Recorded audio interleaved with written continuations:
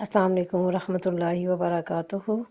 کیا حال ہے سب عزیز بہنوں کا، بیٹیوں کا؟ اللہ تعالیٰ ہم سب کو ایمان صحت سلامتی کے ساتھ رکھے، دنیا آخرت میں اللہ بہترین معاملات ہمارے ساتھ فرمائے اور دنیا اور آخرت میں سرخرو کر دے اپنی رحمت خاص سے۔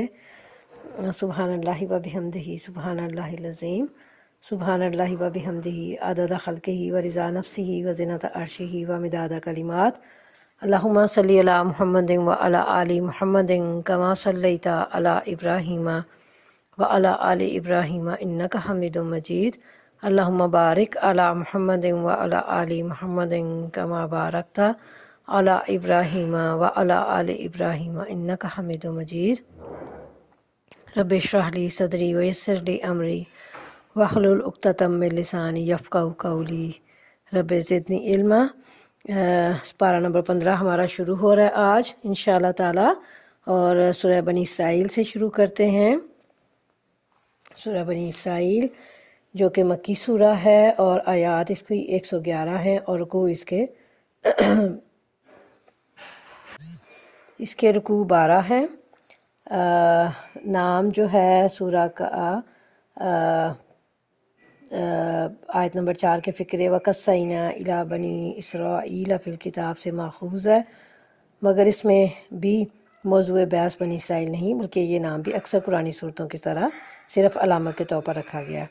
زمانہ نزول، پہلی ہی آیت اس بات کی نشاندہی کر دیتی ہے کہ یہ سورہ معراج کے موقع پر نازل ہوئی ہے۔ معراج کا واقعہ حدیث اور سیرت کی اکثر روایات کے مطابق ہجرت سے 1 سال پہلے پیش آیا تھا، اس لیے یہ سورہ بھی انہی صورتوں میں سے ہے جو مکی دور کے آخری زمانے میں نازل ہوئی۔ پس منظر اس کا اس طرح سے ہے کہ اس وقت نبی صلی اللہ علیہ وسلم کو توحید کی آواز بلند کرتے ہوئے 12 سال گزر چکے تھے۔ آپ کے مخالفین آپ کا راستہ روکنے کے لیے سارے جتن کر چکے تھے، مگر ان کی تمام مزاحمتوں کے باوجود آپ صلی اللہ علیہ وسلم کی آواز عرب کے گوشے گوشے میں پہنچ گئی تھی۔ عرب کا کوئی قبیلہ ایسا نہ رہا تھا جس میں 2-4 آدمی آپ صلی اللہ علیہ وسلم کی دعوت سے متاثر نہ ہو چکے ہوں۔ خود مکے میں ایسے مخلص لوگوں کا ایک مختصر جتھا بن چکا تھا جو ہر خطرے کو اس دعوت حق کی کامیابی کے لیے انگیز برداشت کرنے کو تیار تھے۔ مدینے میں اوس اور خزرج کے طاقتور قبیلوں کی بڑی تعداد آپ کی حامی بن چکی تھی۔ اب وہ وقت قریب آ لگا تھا جب آپ صلی اللہ علیہ وسلم کو مکے سے مدینے کی طرف منتقل ہو جانے اور منتشر مسلمانوں کو سمیٹ کر اسلام کے اصولوں پر ایک ریاست قائم کر دینے کا موقع ملنے والا تھا۔ ان حالات میں معراج پیش آئی اور واپسی پر یہ پیغام نبی صلی اللہ علیہ وسلم نے دنیا کو سنایا۔ اس کا موضوع اور مضمون اس سورہ میں بھی تنبیہ کی ہے، اللہ نے تفہیم ہے، یعنی سمجھایا بجھایا ہے، مثالوں کے ساتھ، اور تعلیم دی ہے، تینوں ایک متناسب انداز میں جمع کر دی گئی ہیں۔ تنبیہ کفار مکہ کو کی گئی ہے کہ بنی اسرائیل اور دوسری قوموں کے انجام سے سبق لو، اور اللہ کی دی مہلت کے اندر جس کے ختم ہونے کا زمانہ قریب آ لگا ہے سنبھل جاؤ، اور اس دعوت کو قبول کر لو جسے نبی کریم صلی اللہ علیہ وسلم اور قرآن کے ذریعے سے پیش کیا جا رہا ہے، ورنہ مٹا دیے جاؤ گے، تمہاری جگہ دوسرے لوگ زمین پر بسائے جائیں گے۔ تفہیم کے پہلو میں یہ بڑے دل نشین طریقے سے سمجھایا گیا کہ انسانی سعادت اور شقاوت اور فلاح اور خسران کا مدار دراصل کن چیزوں پر ہے۔ تعلیم کے پہلو میں اخلاق اور تمدن کے وہ بڑے بڑے اصول بیان کیے گئے ہیں جن پر زندگی کے نظام کو قائم کرنا دعوت محمدی صلی اللہ علیہ وسلم کے پیش نظر تھا۔ یہ گویا اسلام کا منشور تھا جو اسلامی ریاست کے قیام سے 1 سال پہلے اہل عرب کے سامنے پیش کیا گیا تھا۔ اعوذ باللہ من الشیطان الرجیم، بسم اللہ الرحمن الرحیم۔ پارہ نمبر 15 شروع کر رہے ہیں۔ سبحان الذی اسری بعبدہ لیلا من المسجد الحرام الی المسجد الاقصی الذی بارکنا حولہ لنریہ من آیاتنا انہ هو السمیع البصیر۔ صدق اللہ العظیم۔ اللہ کے پاک نام سے جو بے انتہا مہربان اور رحم فرمانے والا ہے۔ پاک ہے وہ جو لے گیا ایک رات اپنے بندے کو مسجد حرام سے دور کی اس مسجد تک جس کے ماحول کو اس نے برکت دی ہے تاکہ اسے اپنی کچھ نشانیوں کا مشاہدہ کرائے۔ حقیقت میں وہی ہے سب کچھ سننے اور دیکھنے والا۔ یہ واقعہ ہے وہی جو اصطلاحاً معراج یا اسراء کے نام سے مشہور ہے۔ اکثر اور معتبر روایات کی روح سے یہ واقعہ ہجرت سے 1 سال پہلے پیش آیا۔ حدیث اور سیرت کی کتابوں میں اس واقعے کی تفصیلات بکثرت صحابہ سے روایت کردہ ہیں جن کی تعداد 25 تک پہنچی ہے۔ قرآن مجید یہاں صرف مسجد حرام یعنی بیت اللہ سے مسجد اقصیٰ یعنی بیت المقدس تک حضور صلی اللہ علیہ وسلم کے جانے کی تصریح کرتا ہے، اور اس سفر کا مقصد یہ بتاتا ہے کہ اللہ تعالیٰ اپنے بندے کو اپنی کچھ نشانیاں دکھانا چاہتا تھا۔ اس سے زیادہ کوئی تفصیل قرآن میں نہیں بتائی گئی۔ حدیث میں جو تفصیلات آئی ہیں ان کا خلاصہ یہ ہے کہ رات کے وقت جبرائیل علیہ السلام آپ کو اٹھا کر مسجد حرام سے مسجد اقصیٰ تک براق پر لے گئے۔ وہاں آپ نے انبیاء علیہ السلام کے ساتھ نماز ادا کی، پھر وہ آپ کو عالم بالا کی طرف لے چلے اور وہاں مختلف طبقات سماوی میں مختلف جلیل القدر انبیاء سے آپ کی ملاقات ہوئی۔ آخر کار آپ صلی اللہ علیہ وسلم انتہائی بلندیوں پر پہنچ کر اپنے رب کے حضور حاضر ہوئے، اور اس حضوری کے موقع پر دوسری عام ہدایات کے علاوہ آپ صلی اللہ علیہ وسلم کو 5 وقتہ نماز کی فرضیت کا حکم ہوا۔ اس کے بعد آپ صلی اللہ علیہ وسلم بیت المقدس کی طرف پلٹے اور وہاں سے مسجد حرام واپس تشریف لائے۔ اس سلسلے میں بکثرت روایات سے معلوم ہوتا ہے کہ آپ صلی اللہ علیہ وسلم کو جنت و دوزخ کا بھی مشاہدہ کرایا گیا۔ نیز معتبر روایات یہ بھی بتاتی ہیں کہ دوسرے روز جب آپ نے اس واقعے کا ذکر لوگوں سے کیا تو کفار مکہ نے اس کا بہت مذاق اڑایا، اور مسلمانوں میں سے بھی بعض کے ایمان متزلزل ہو گئے۔ اس سفر کی کیفیت کیا تھی؟ یہ عالم خواب میں پیش آیا تھا یا بیداری میں؟ اور آیا نبی کریم صلی اللہ علیہ وسلم خود آپ صلی اللہ علیہ وسلم بذات خود تشریف لے گئے تھے یا اپنی جگہ بیٹھے بیٹھے محض روحانی طور پر آپ کو مشاہدہ کرایا گیا؟ ان سوالات کا جواب قرآن مجید کے الفاظ خود دے رہے ہیں، جس سے کیونکہ ابتدا ہو رہی ہے سبحان الذی اسری سے بیان کی ابتدا کرنا خود بتا رہا ہے کہ یہ کوئی بہت بڑا خارق عادت واقعہ تھا جو اللہ تعالیٰ کی غیر محدود قدرت سے رونما ہوا۔ ظاہر ہے کہ خواب میں کسی شخص کا اس طرح کی چیزیں دیکھ لینا یا کشف کے طور پر دیکھنا یہ اہمیت نہیں رکھتا کہ اسے بیان کرنے کے لیے اس تمہید کی ضرورت ہو کہ تمام کمزوریوں اور نقائص سے پاک ہے وہ ذات کون؟ اللہ رب العالمین، جس نے اپنے بندے کو یہ دکھایا۔ پھر یہ الفاظ بھی کہ ایک رات اپنے بندے کو لے گیا جسمانی سفر پر صریحاً دلالت کرتے ہیں، اور اس لیے ہمارے لیے یہ مانے بغیر چارہ نہیں کہ یہ ایک جسمانی سفر اور عینی مشاہدہ تھا جو اللہ تعالیٰ نے نبی صلی اللہ علیہ وسلم کو کرایا۔ اور ہم دیکھتے ہیں کہ یہاں پہ چونکہ ایک عظیم الشان واقعے کا ذکر ہو رہا ہے، اس لیے مطلب یہ ہوتا ہے اس بات کا کہ لوگوں کے ظاہری اسباب کے اعتبار سے یہ واقعہ کتنا بھی محال ہو، اللہ کے لیے کوئی مشکل نہیں، اس لیے کہ وہ اسباب کا پابند نہیں، وہ تو لفظ کن سے پلک جھپکتے میں چاہے کر سکتا ہے۔ اسباب تو انسانوں کے لیے ہیں، اللہ تعالیٰ ان پابندیوں اور کوتاہیوں سے پاک ہے، اس لیے سبحانہ کا لفظ جو ہے وہ سورہ کے آغاز میں ہی استعمال کیا گیا۔ اور اسراء کے معنی ہوتے ہیں رات کو لے جانا۔ آگے لیلہ اس لیے ذکر کیا گیا تاکہ رات کی قلت یعنی اس کی چھوٹا ہونا، اس کی کمی جو واضح ہو جائے، یعنی رات کے ایک حصے یا تھوڑے سے حصے میں، یعنی 40 راتوں کا یہ دور دراز کا سفر پوری رات میں بھی نہیں بلکہ رات کے ایک قلیل حصے میں طے ہوا۔ یہاں جو آگے اللہ نے فرمایا کہ جس کے ماحول کو ہم نے برکت دی ہے وہ مسجد یعنی مسجد اقصیٰ، تو یہ علاقہ قدرتی نہروں اور پھلوں کی کثرت اور انبیاء کا مسکن اور مدفن ہونے کے لحاظ سے ممتاز ہے، اس لیے اسے بابرکت قرار دیا گیا ہے۔ اور یہ علاقہ جو ہے یہ فلسطین میں ہے، بیت المقدس سے کہا جاتا ہے، اور اس اعتبار سے مسجد حرام کے مقابلے میں بیت المقدس کو مسجد اقصیٰ یعنی دور کی مسجد کہا گیا ہے۔ اور نبی کریم صلی اللہ علیہ وسلم کو اس معراج پہ لے جانے کا جو مقصد ہے اللہ تعالیٰ نے وہ بھی یہیں پہلی ہی آیت میں بیان فرما دیا ہے کہ اس کا مقصد ہے تاکہ ہم اپنے اس بندے کو عجائبات اور آیات کبریٰ دکھائیں، جن میں سے ایک آیت اور معجزہ یہ سفر بھی ہے کہ اتنا لمبا سفر رات کے قلیل حصے میں ہو گیا۔ نبی کریم صلی اللہ علیہ وسلم کو جو معراج ہوئی یعنی آسمانوں پر لے جایا گیا، وہاں مختلف آسمانوں پر انبیاء علیہ السلام سے ملاقاتیں ہوئیں، اور سدرۃ المنتہا پر جو عرش کے نیچے 7ویں آسمان پر ہے اللہ تعالیٰ نے وحی کے ذریعے سے نماز اور بعض دیگر چیزیں عطا کیں، جس کی تفصیلات صحیح حدیث میں بیان ہوئی ہیں۔ ہم نے اس سے پہلے موسیٰ علیہ السلام کو کتاب دی تھی اور اسے بنی اسرائیل کے ذریعہ ہدایت بنایا تھا، اس تاکید کے ساتھ کہ میرے سوا کسی کو اپنا وکیل نہ بنانا۔ تو اس میں اللہ تعالیٰ کیا فرما رہے ہیں کہ طوفان نوح علیہ السلام کے بعد نسل انسانی یعنی نوح علیہ السلام کے ان بیٹوں کی نسل سے جو کشتی نوح علیہ السلام میں سوار ہوئے تھے اور طوفان سے بچ گئے تھے، اس لیے بنی اسرائیل کو خطاب کر کے کہا گیا کہ تمہارا باپ یعنی نوح علیہ السلام اللہ کا بہت شکر گزار بندہ تھا، تم بھی آپ اپنے باپ کے ساتھ باپ کی طرح شکر گزاری کا راستہ اختیار کرو، اور ہم نے جو محمد صلی اللہ علیہ وسلم کو رسول بنا کر بھیجا ہے ان کا انکار کر کے کفران نعمت نہ کرو۔ یعنی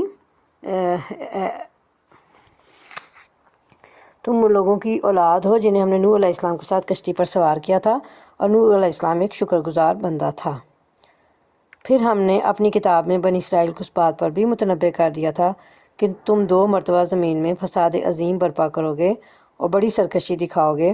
آخر کار جب ان میں سے پہلی سرکشی کا موقع پیش آیا تو اے بنی اسرائیل، ہم نے تمہارے مقابلے پر اپنے ایسے بندے اٹھائے جو نہایت زور آور تھے اور تمہارے ملک میں گھس کر ہر طرف پھیل گئے۔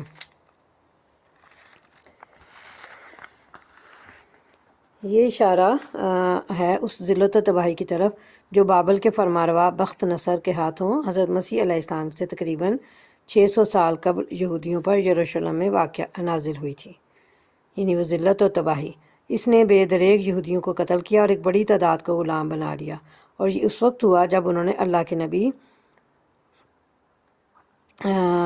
حضرت شیعہ علیہ السلام کو قتل کیا یا حضرت ارمیہ علیہ السلام کو قید کیا اور تورات کے احکام کی خلاف ورزی اور گناہوں کا ارتکاب کر کے فساد فی الارض کے مجرم بنے۔ یہ ایک وعدہ تھا جسے پورا ہو کر ہی رہنا تھا۔ اس کے بعد ہم نے تمہیں ان پر غلبے کا موقع دے دیا اور تمہیں مال اور اولاد سے مدد دی اور تمہاری تعداد پہلے سے بڑھا دی۔ دیکھو تم نے بھلائی کی تو وہ تمہارے اپنے ہی لیے بھلائی تھی، اور برائی کی تو وہ تمہاری اپنی ذات کے لیے برائی ثابت ہوئی۔ یعنی بخت نصر یا جالوت کے قتل کے بعد ہم نے تمہیں پھر مال اور دولت، بیٹوں اور جاؤ حشمت سے نوازا، جبکہ یہ ساری چیزیں تم سے چھن چکی تھیں، اور تمہیں پھر زیادہ جتھے والا اور طاقتور بنا دیا۔ پھر جب دوسرے وعدے کا وقت آیا تو ہم نے دوسرے دشمنوں کو تم پر مسلط کیا تاکہ وہ تمہارے چہرے بگاڑ دیں اور مسجد یعنی بیت المقدس میں اسی طرح گھس جائیں جس طرح پہلے دشمن گھسے تھے، اور جس چیز پر ان کا ہاتھ پڑے اسے تباہ کر کر رکھ دیں۔ یعنی اس سے مراد رومی ہیں جنہوں نے بیت المقدس کو بالکل تباہ کر دیا، بنی اسرائیل کو مار مار کر فلسطین سے نکال دیا، اور اس کے بعد آج 2000 سال سے وہ دنیا بھر میں پراگندہ اور منتشر ہیں۔ ہو سکتا ہے کہ اب تمہارا رب تم پر رحم کرے، لیکن اگر تم نے پھر اپنی سابق روش کا اعادہ کیا تو ہم بھی پھر اپنی سزا کا اعادہ کریں گے۔ کافر نعمتوں کے لیے ہم نے جہنم کو قید خانہ بنا رکھا ہے۔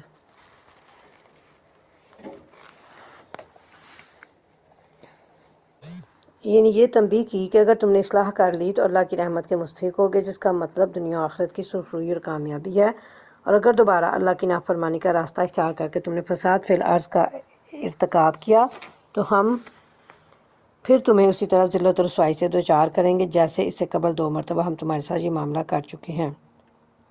چنانچہ ایسا ہی ہوا، یہ یہود اپنی حرکتوں سے باز نہیں آئے اور وہی کردار رسالت محمدیہ کے بارے میں دہرایا جو رسالت موسیٰ علیہ السلام اور رسالت عیسیٰ علیہ السلام میں ادا کر چکے تھے، جس کے نتیجے میں یہ یہودی تیسری مرتبہ مسلمانوں کے ہاتھوں ذلیل و خوار ہوئے، اور بصد رسوائی انہیں مدینے اور خیبر سے نکلنا پڑا۔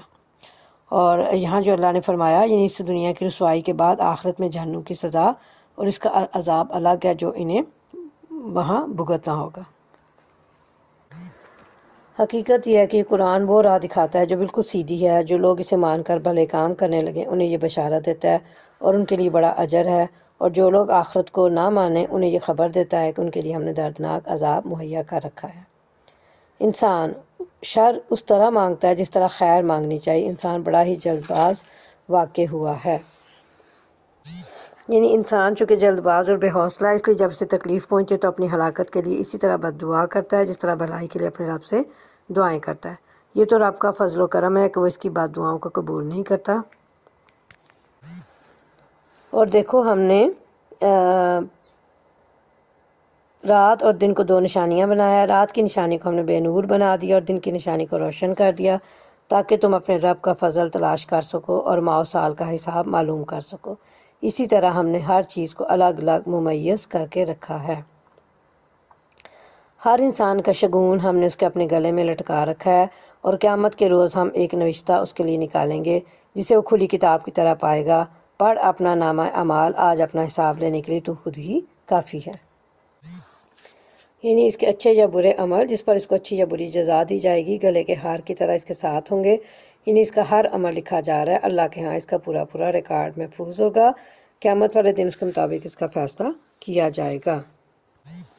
جو کوئی رائے راست اختیار کرے اس کی راست روی اس کے اپنے ہی لیے مفید ہے، اور جو گمراہ ہو اس کی گمراہی کا وبال اسی پر ہے۔ کوئی بوجھ اٹھانے والا دوسرے کا بوجھ نہ اٹھائے گا، اور ہم عذاب دینے والے نہیں ہیں جب تک کہ لوگوں کو حق و باطل کا فرق سمجھانے کے لیے ایک پیغمبر نہ بھیج دیں۔ یعنی جو گمراہ ہوں گے انہیں اپنی گمراہی کے بوجھ کے ساتھ ان کے گناہوں کا بار بھی بغیر ان کے گناہوں میں کمی کیے اٹھانا پڑے گا، اور جو ان کی کوششوں سے گمراہ ہوئے ہوں گے یہ دراصل ان کے اپنے ہی گناہوں کا بار ہوگا جو دوسروں کو گمراہ کر کے انہوں نے کمایا ہوگا۔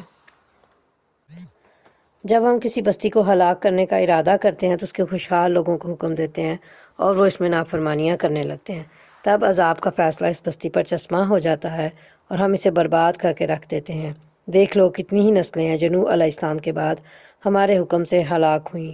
تیرا رب اپنے بندوں کے گناہوں سے پوری طرح باخبر ہے اور سب کچھ دیکھ رہا ہے۔ اس آیت میں وہ اصول بتایا گیا ہے جس کی روح سے قوموں کی ہلاکت کا فیصلہ کیا جاتا ہے، اور وہ یہ ہے کہ ان کا خوشحال طبقہ اللہ کے حکموں کی نافرمانی شروع کر دیتا ہے اور انہی کی تقلید پھر دوسرے لوگ کرتے ہیں۔ یوں اس قوم میں اللہ کی نافرمانی عام ہو جاتی ہے اور وہ مستحق عذاب قرار پاتی ہے۔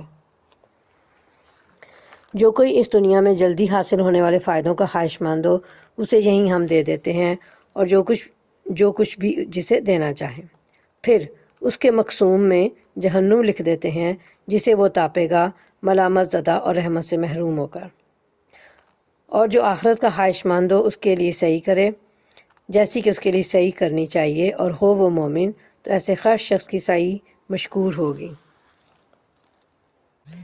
اللہ تعالیٰ کے ہاں قدردانی کے لیے 3 چیزیں یہاں بیان کی گئی ہیں: ارادہ آخرت یعنی اخلاص اور اللہ کی رضا جوئی، ایسی کوشش جو اس کے لائق ہو یعنی سنت کے مطابق، تیسری بات یہ کہ ایمان، کیونکہ اس کے بغیر تو کوئی عمل بھی قابل التفات نہیں، یعنی قبولیت عمل کے ساتھ ایمان کے ساتھ اخلاص اور سنت نبوی کے مطابق ہونا ضروری ہے۔ ان کو بھی اور ان کو بھی، یعنی دونوں فریقوں کو ہم دنیا میں سامان زیست دیے جا رہے ہیں۔ یہ تیرے رب کا عطیہ ہے اور تیرے رب کی عطا کو روکنے والا کوئی نہیں ہے۔ مگر دیکھ لو دنیا ہی میں ہم نے ایک گروہ کو دوسرے پر کیسی فضیلت دے رکھی ہے، اور آخرت میں اس کے درجے اور بھی زیادہ سخت ہوں گے اور اس کی فضیلت اور بھی زیادہ بڑھ چڑھ کر ہوگی۔ یعنی دنیا میں ہی نمایاں فرق نظر آتا ہے کہ آخرت کے طلبگار دنیا پرست لوگوں پر فضیلت رکھتے ہیں۔ یہ فضیلت اس اعتبار سے نہیں ہے کہ ان کے کھانے اور لباس اور مکان اور سواریوں اور تمدن اور تہذیب کے ٹھاٹھ ان سے کچھ بڑھ کر ہیں، بلکہ اس اعتبار سے ہے کہ جو کچھ بھی پاتے ہیں صداقت، دیانت اور امانت کے ساتھ پاتے ہیں، اور وہ جو کچھ پا رہے ہیں ظلم سے، بے ایمانیوں سے اور طرح طرح کی حرام خوریوں سے پا رہے ہیں۔ پھر ان کو جو کچھ ملتا ہے وہ اعتدال کے ساتھ خرچ ہوتا ہے، اس میں حقداروں کے حقوق ادا ہوتے ہیں، اس میں سے سائل و محروم کا حصہ بھی نکلتا ہے، اور اس میں سے خدا کی خوشنودی کے لیے دوسرے نئے کاموں پر بھی مال صرف کیا جاتا ہے۔ اس کے برعکس دنیا پرستوں کو جو کچھ ملتا ہے وہ بیشتر عیاشیوں اور حرام کاریوں اور طرح طرح کے فساد انگیز اور فتنہ خیز کاموں میں پانی کی طرح بہایا جاتا ہے۔ اسی طرح تمام حیثیتوں سے آخرت کے طلبگار کی زندگی دنیا پرست کی زندگی سے برتر ہوتی ہے۔ تو اللہ کے ساتھ کوئی دوسرا معبود نہ بنا، ورنہ ملامت زدہ اور بے یار و مددگار بیٹھا رہ جائے گا۔ تیرے رب نے فیصلہ کر دیا ہے کہ تم لوگ کسی کی عبادت نہ کرو مگر صرف اس کی۔ والدین کے ساتھ نیک سلوک کرو۔ اگر تمہارے پاس ان میں سے کوئی ایک یا دونوں بوڑھے ہو کر رہیں تو انہیں اف تک نہ کہو، نہ انہیں جھڑک کر جواب دو، بلکہ ان سے احترام کے ساتھ بات کرو اور نرمی اور رحم کے ساتھ ان کے سامنے جھک کر رہو، اور دعا کیا کرو کہ پروردگار ان پر رحم فرما جس طرح انہوں نے رحمت و شفقت کے ساتھ مجھے بچپن میں پالا تھا۔ تمہارا رب خوب جانتا ہے کہ تمہارے دلوں میں کیا ہے۔ اگر تم صالح بن کر رہو تو وہ ایسے سب لوگوں کے لیے درگزر کرنے والا ہے جو اپنے قصور پر متنبہ ہو کر بندگی کے رویے کی طرف پلٹ آئیں۔ اس آیت میں اللہ تبارک و تعالیٰ نے اپنی عبادت کے بعد دوسرے نمبر پر والدین کے ساتھ حسن سلوک کا حکم دیا، جس سے والدین کی اطاعت، ان کی خدمت اور ان کے ادب و احترام کی اہمیت واضح ہو گئی ہے۔ رشتہ دار کو اس کا حق دو اور مسکین اور مسافر کو اس کا حق۔ قرآن کریم کے ان الفاظ سے معلوم ہوا کہ غریب رشتہ داروں، مساکین اور ضرورت مند مسافروں کی امداد کر کے ان پر احسان نہیں جتلانا چاہیے، کیونکہ یہ ان پر احسان نہیں ہے بلکہ مال کا وہ حق ہے جو اللہ تبارک و تعالیٰ نے اصحاب مال کے مالوں میں مذکورہ ضرورت مندوں کا رکھا ہے۔ اگر صاحب مال یہ حق ادا نہیں کرے گا تو عند اللہ مجرم ہوگا، یعنی اللہ کے حضور، اللہ کے سامنے مجرم ہوگا۔ فضول خرچی نہ کرو، فضول خرچ لوگ شیطان کے بھائی ہیں اور شیطان اپنے رب کا ناشکرا ہے۔ اگر ان سے یعنی حاجت مند رشتہ داروں، مسکینوں، مسافروں سے تمہیں کترانا ہو اس بنا پر کہ ابھی تم اللہ کی اس رحمت کو جس کے تم امیدوار ہو تلاش کر رہے ہو، تو انہیں نرم جواب دو، نہ تو اپنا ہاتھ گردن سے باندھ رکھو اور نہ اسے بالکل ہی کھلا چھوڑ دو کہ ملامت زدہ اور عاجز بن کر رہ جاؤ۔ تیرا رب جس کے لیے چاہتا ہے رزق کشادہ کرتا ہے اور جس کے لیے چاہتا ہے تنگ کر دیتا ہے۔ وہ اپنے بندوں کے حال سے باخبر ہے اور انہیں دیکھ رہا ہے۔ یعنی مالی استطاعت کے فقدان کی وجہ سے جس کے دور ہونے کی اور رزق کی کشادگی کی آپ اپنے رب سے امید رکھتے ہیں، اس دوران میں اگر آپ کو اپنے ان رشتہ داروں سے اظہار معذرت کرنا پڑے تو نرمی اور عمدگی کے ساتھ معذرت کر لی جائے۔ اپنی اولاد کو افلاس کے اندیشے سے قتل نہ کرو، ہم انہیں بھی رزق دیں گے اور تمہیں بھی، در حقیقت ان کا قتل ایک بڑی خطا ہے۔ حدیث میں آتا ہے کہ نبی کریم صلی اللہ علیہ وسلم نے شرک کے بعد جس گناہ کو سب سے بڑا قرار دیا وہ یہی ہے کہ تو اپنی اولاد کو اس ڈر سے قتل کر دے کہ تیرے ساتھ کھائے گی۔ آج کل قتل اولاد کا گناہ عظیم نہایت منظم طریقے سے اور خاندانی منصوبہ بندی کے حسین عنوان سے پوری دنیا میں ہو رہا ہے۔ زنا کے قریب نہ پھٹکو، وہ بہت برا فعل ہے اور بڑا ہی برا راستہ۔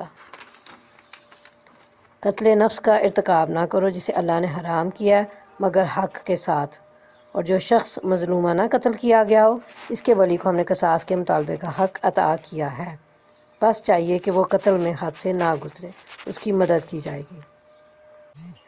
یعنی مقتول کے وارثوں کو یہ حق یا غلبہ یا طاقت دی گئی ہے کہ وہ قاتل کو حق میں وقت کے شرعی فیصلہ کے بعد قصاص میں قتل کر دیں، یا اس سے دیت لے لیں یا معاف کر دیں، اور اگر قصاص ہی لینا ہے تو اس میں زیادتی نہ کریں کہ ایک کے بدلے میں 2 یا 3 یا 4 کو مار ڈالیں، یا ان کے ٹکڑے ٹکڑے کر کے یا انہیں عذاب دے کر مارے جائیں، یا انہیں عذاب دے دے کر مارے۔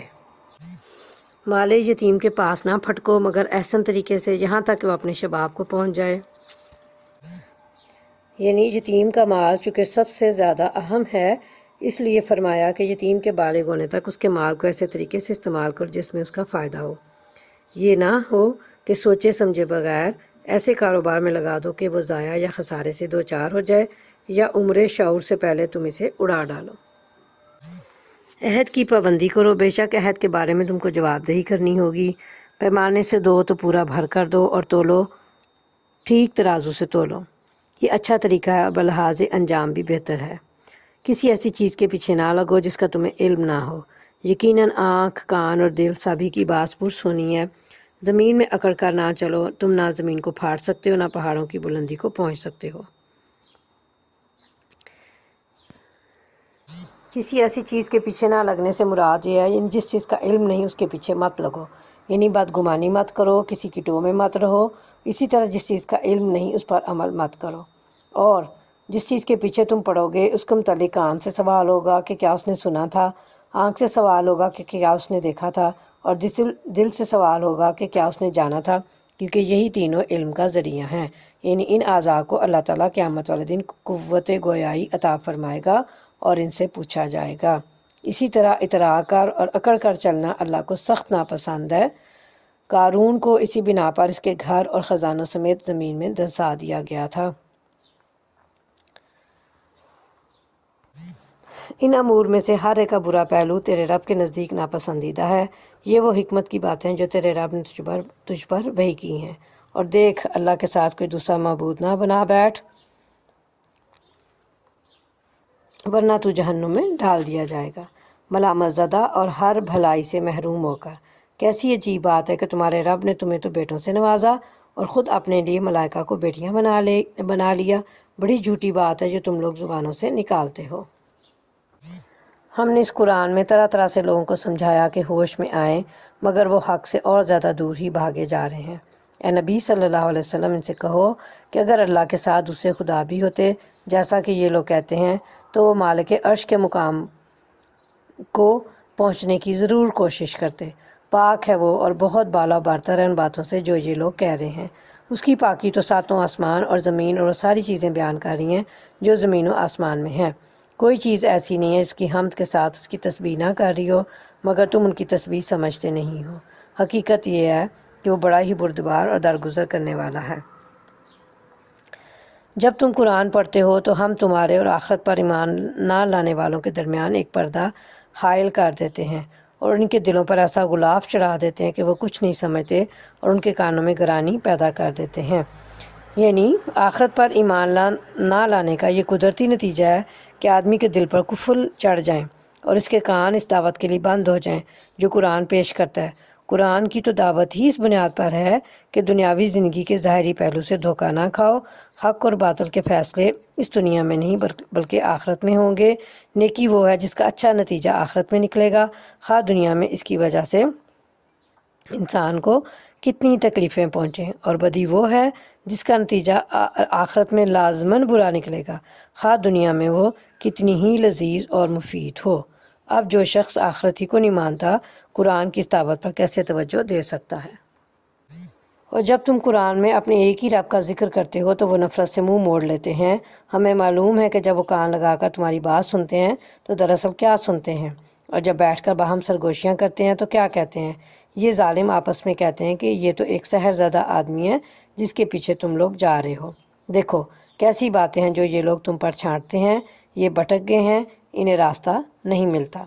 وہ کہتے ہیں جب ہم صرف ہڈیاں اور خاک ہو کر رہ جائیں گے تو کیا ہم نئے سرے سے پیدا کر کے اٹھائے جائیں گے؟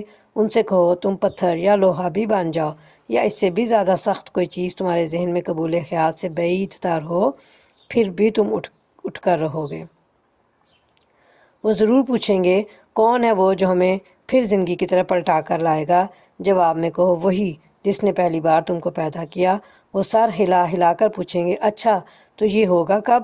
تم کہو کیا عجب کہ وہ وقت قریب ہی آ لگا ہو، جس روز وہ تمہیں پکارے گا تو تم اس کی حمد کرتے ہوئے اس کی پکار کے جواب میں نکل آؤ گے، اور تمہارا گمان اس وقت یہ ہوگا کہ ہم بس تھوڑی ہی دیر اس حالت میں پڑے رہے ہیں۔ یعنی وہاں یہ دنیا کی زندگی بالکل تھوڑی معلوم ہوگی، اور سورہ نازعات میں ہے نا کہ جب قیامت کو دیکھ لیں گے تو دنیا کی زندگی انہیں ایسے لگے گی گویا اس میں ایک شام یا ایک صبح رہے ہیں۔ اسی مضمون کو بہت سارے مقامات پر قرآن پاک میں بار بار بیان فرمایا گیا ہے۔ اور اے نبی صلی اللہ علیہ وسلم، میرے بندوں یعنی مومن بندوں سے کہہ دو کہ زبان سے وہ بات نکالا کریں جو بہترین ہو۔ دراصل یہ شیطان ہے جو انسانوں کے درمیان فساد ڈلوانے کی کوشش کرتا ہے۔ حقیقت یہ ہے کہ شیطان انسان کا کھلا دشمن ہے۔ تمہارا رب تمہارے حال سے خوب واقف ہے، وہ چاہے تو تم پر رحم کرے اور چاہے تو تمہیں عذاب دے دے۔ اور اے نبی صلی اللہ علیہ وسلم، ہم نے تم کو لوگوں پر حوالہ دار بنا کر نہیں بھیجا ہے۔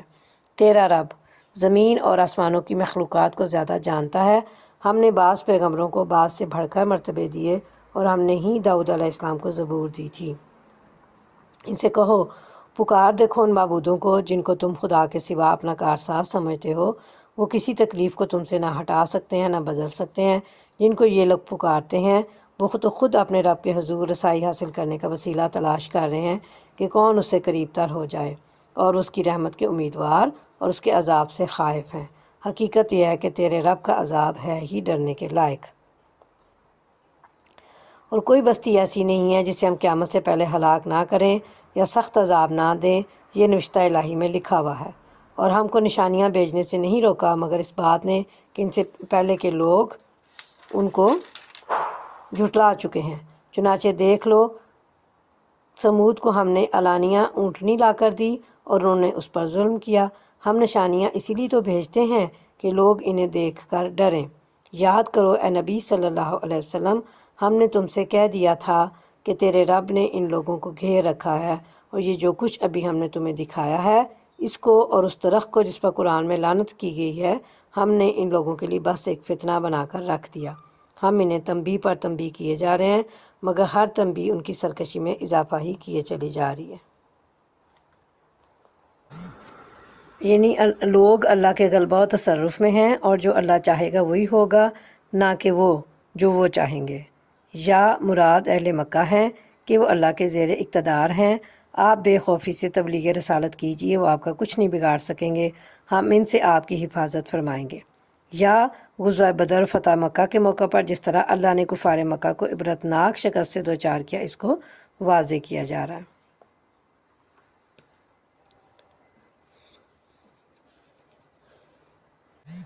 یعنی کافروں کے دلوں میں جو دشمنی اور جو خباثت ہے، اس کی وجہ سے نشانیاں دیکھ کر ایمان لانے کے بجائے ان کی سرکشی اور طغیانی میں اور اضافہ ہو جاتا ہے۔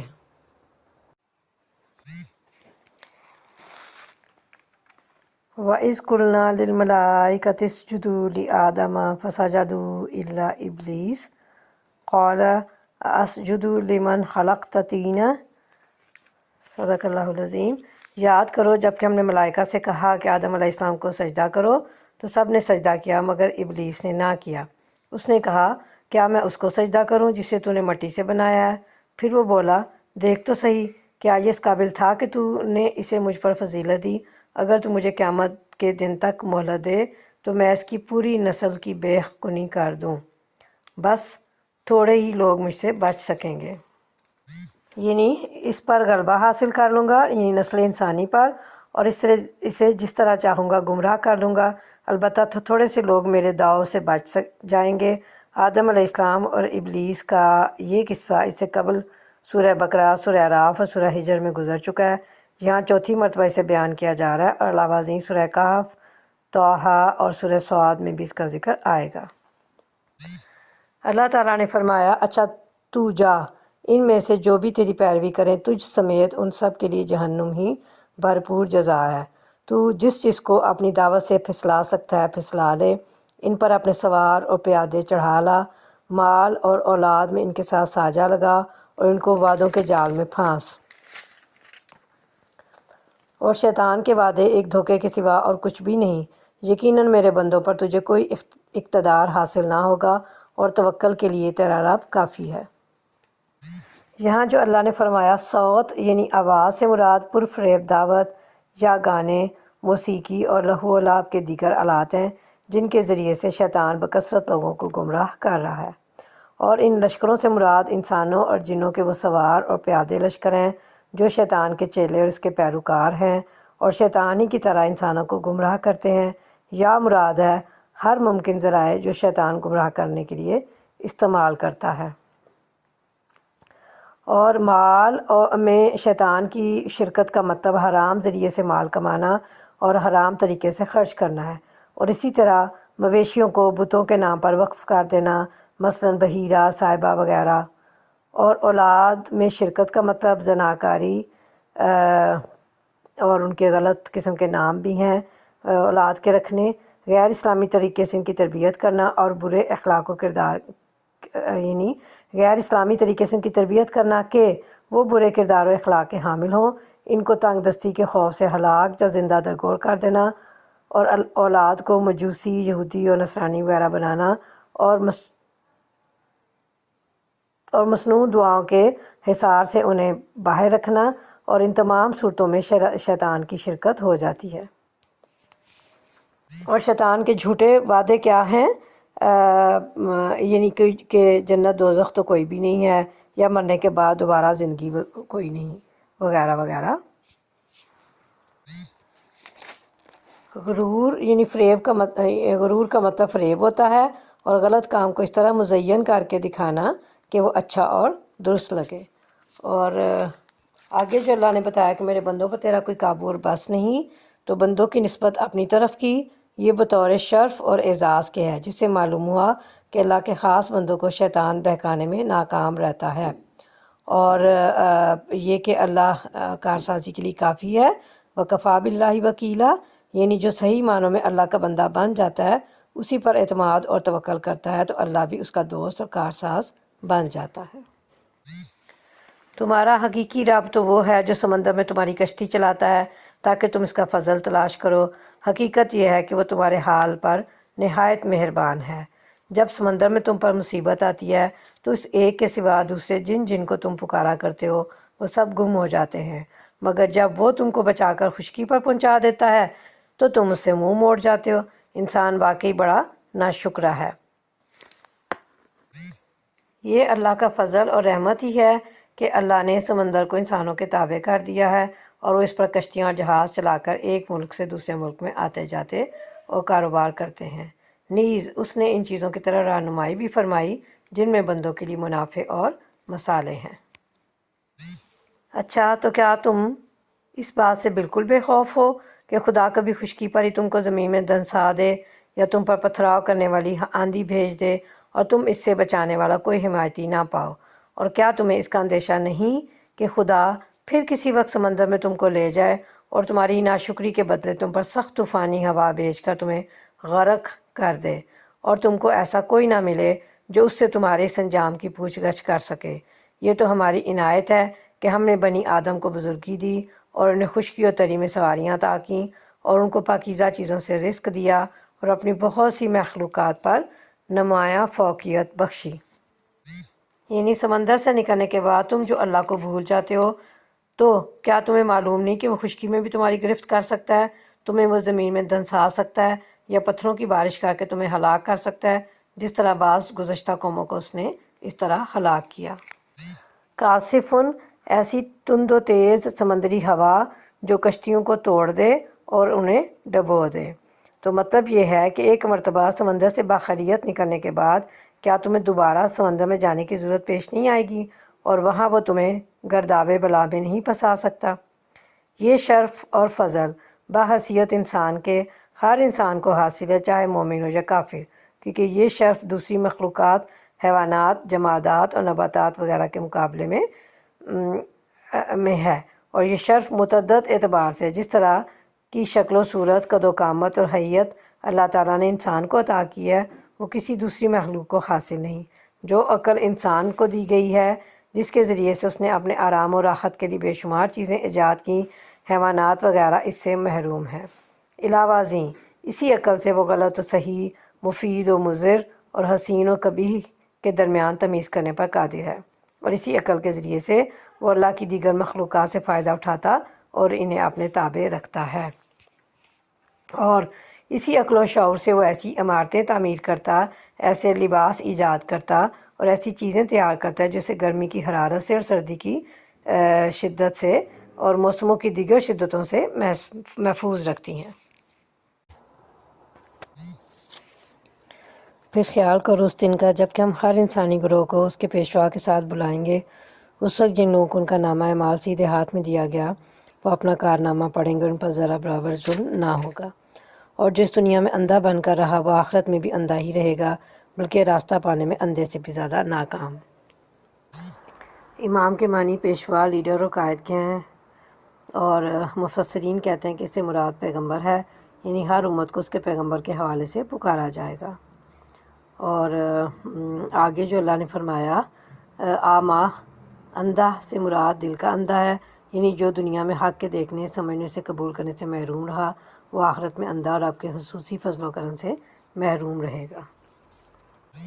اے نبی صلی اللہ علیہ وسلم، ان لوگوں نے اس کوشش میں کوئی کسر اٹھا نہیں رکھی کہ تمہیں فتنے میں ڈال کر اس وحی سے پھیر دیں جو ہم نے تمہاری طرف بھیجی ہے، تاکہ تم ہمارے نام پر اپنی طرف سے کوئی بات کھڑو۔ اگر تم ایسا کرتے تو وہ ضرور تمہیں اپنا دوست بنا لیتے، اور بعید نہ تھا کہ اگر ہم تمہیں مضبوط نہ رکھتے تو تم ان کی طرف کچھ نہ کچھ جھک جاتے، لیکن اگر تم ایسا کرتے تو ہم تمہیں دنیا میں بھی دور عذاب کا مزہ چکھاتے اور آخرت میں بھی دور عذاب کا، پھر ہمارے مقابلے میں تم کوئی مددگار نہ پاتے۔ اس میں اس عصمت کا بیان ہے جو اللہ کی طرف سے انبیاء علیہ السلام کو حاصل ہوتی ہے۔ اس سے یہ معلوم ہوا کہ مشرکین اگرچہ نبی صلی اللہ علیہ وسلم کو اپنی طرف مائل کرنا چاہتے تھے، لیکن اللہ نے آپ صلی اللہ علیہ وسلم کو ان سے بچایا اور آپ ذرا بھی ان کی طرف نہیں جھکے۔ اور یہ لوگ اس بات پر بھی تلے رہے کہ تمہارے قدم اس سرزمین سے اکھاڑ دیں اور تمہیں یہاں سے نکال باہر کریں، لیکن اگر یہ ایسا کریں گے تو تمہارے بعد یہ خود یہاں کچھ زیادہ دیر نہ ٹھہر سکیں گے۔ یہ اس سازش کی طرف اشارہ ہے جو نبی صلی اللہ علیہ وسلم کو مکے سے نکالنے کے لیے قریش مکہ نے تیار کی تھی، جس سے اللہ نے آپ کو بچا لیا۔ یعنی اگر اپنے منصوبے کے مطابق یہ آپ کو مکے سے نکال دیتے تو یہ بھی اس کے بعد زیادہ دیر نہ رہتے، یعنی عذاب الہی کی گرفت میں آ جاتے۔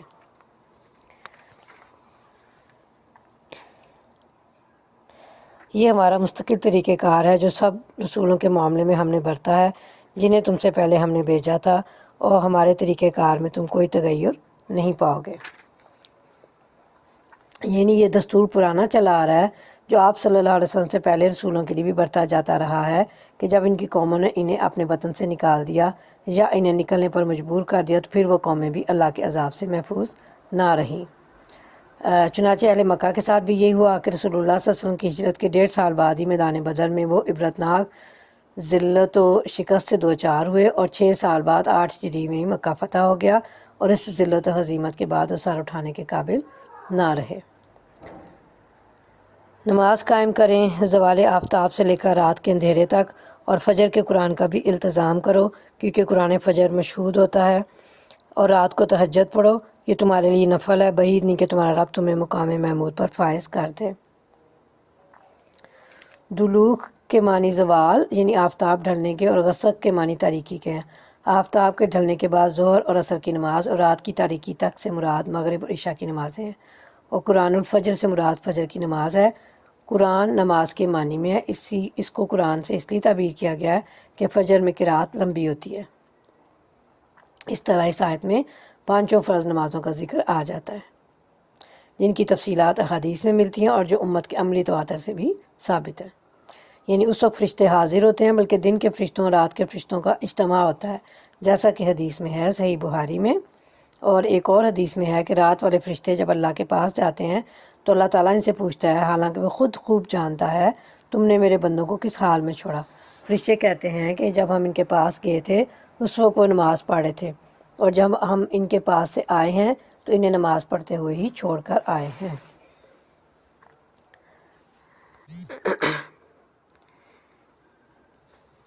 تہجد کے معنی ہے نیند توڑ کر اٹھنے کے۔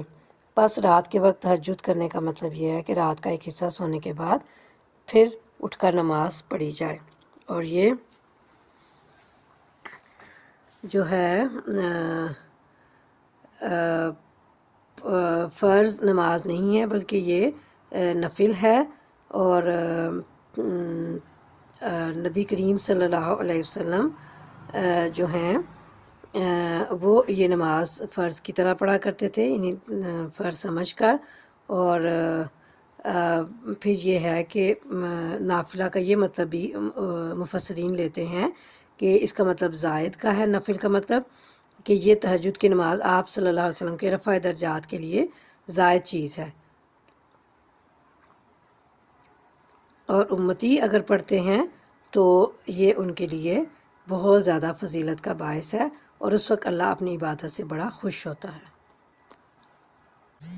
اور یہاں پہ جو اللہ تعالیٰ نے فرمایا کہ بعید نہیں کہ تمہارا رب تمہیں مقام محمود پر فائز کر دے، تو یہ وہ مقام ہے جو قیامت والے دن اللہ تعالیٰ نبی صلی اللہ علیہ وسلم کا عطا فرمائے گا، اور اس مقام پر ہی آپ صلی اللہ علیہ وسلم وہ شفاعت عظمیٰ فرمائیں گے جس کے بعد لوگوں کا حساب کتاب ہوگا۔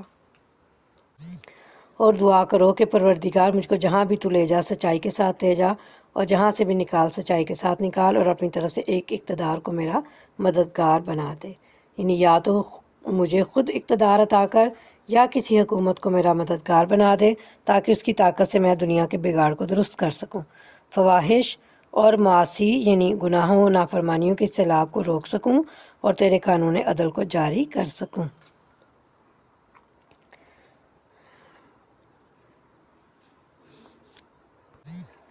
اور یہ ایک بہت پیاری دعا ہے، رب ادخلنی مدخل صدق و اخرجنی مخرج صدق واجعل لی من لدنک سلطانا نصیرا، جو اللہ تعالیٰ نے نبی کریم صلی اللہ علیہ وسلم کو سکھائی۔ اور اعلان کر دو کہ حق آ گیا اور باطل مٹ گیا، باطل تو مٹنے ہی والا ہے۔ حدیث میں آتا ہے کہ فتح مکہ کے بعد جب نبی صلی اللہ علیہ وسلم خانہ کعبہ میں داخل ہوئے تو وہاں 360 بت تھے۔ آپ صلی اللہ علیہ وسلم کے ہاتھ میں چھڑی تھی۔ آپ صلی اللہ علیہ وسلم چھڑی کی نوک سے ان بتوں کو مارتے جاتے اور پڑھتے جاتے تھے، یعنی جا الحق و زحق الباطل ان الباطل کان زہوقا۔ ہم اس قرآن کے سلسلہ تنزیل میں وہ کچھ نازل کر رہے ہیں جو ماننے والوں کے لیے تو شفا اور رحمت ہے، مگر ظالموں کے لیے خسارے کے سوا اور کسی چیز میں اضافہ نہیں کرتا۔ انسان کا حال یہ ہے کہ جب ہم اس کو نعمت عطا کرتے ہیں تو وہ اینٹتا اور پیٹھ موڑ لیتا ہے، اور جب ذرا مصیبت سے دوچار ہوتا ہے تو مایوس ہونے لگتا ہے۔ اے نبی صلی اللہ علیہ وسلم، ان لوگوں سے کہہ دو کہ ہر ایک اپنے طریقے پر عمل کر رہا ہے، اب یہ تمہارا رب ہی بہتر جانتا ہے کہ سیدھی راہ پر کون ہے۔ اس میں انسان کی اس حالت و کیفیت کا ذکر ہے جس میں وہ عام طور پر خوشحالی کے وقت اور تکلیف کے وقت مبتلا ہوتا ہے۔ خوشحالی میں وہ اللہ کو بھول جاتا ہے اور تکلیف میں مایوس ہو جاتا ہے، لیکن اہل ایمان کا معاملہ دونوں حالتوں میں اس سے مختلف ہوتا ہے۔ یہ لوگ تم سے روح کے متعلق پوچھتے ہیں، کہو یہ روح میرے رب کے حکم سے آتی ہے، مگر تم لوگوں نے علم سے کم ہی بہرا پایا ہے۔ عام طور پر یہ سمجھا جاتا ہے کہ یہاں روح سے مراد جان ہے، یعنی لوگوں نے نبی صلی اللہ علیہ وسلم سے روح حیات کے متعلق پوچھا تھا کہ اس کی حقیقت کیا ہے، اور اس کا جواب یہ دیا گیا ہے کہ وہ اللہ کے حکم سے آتی ہے۔ لیکن اس عبارت کو نگاہ میں رکھا جائے تو صاف محسوس ہوتا ہے کہ یہاں روح سے مراد روح نبوت یا وحی ہے، اور یہی بات سورہ نحل، سورہ مومن اور سورہ شورا میں بھی بیان ہوئی ہے۔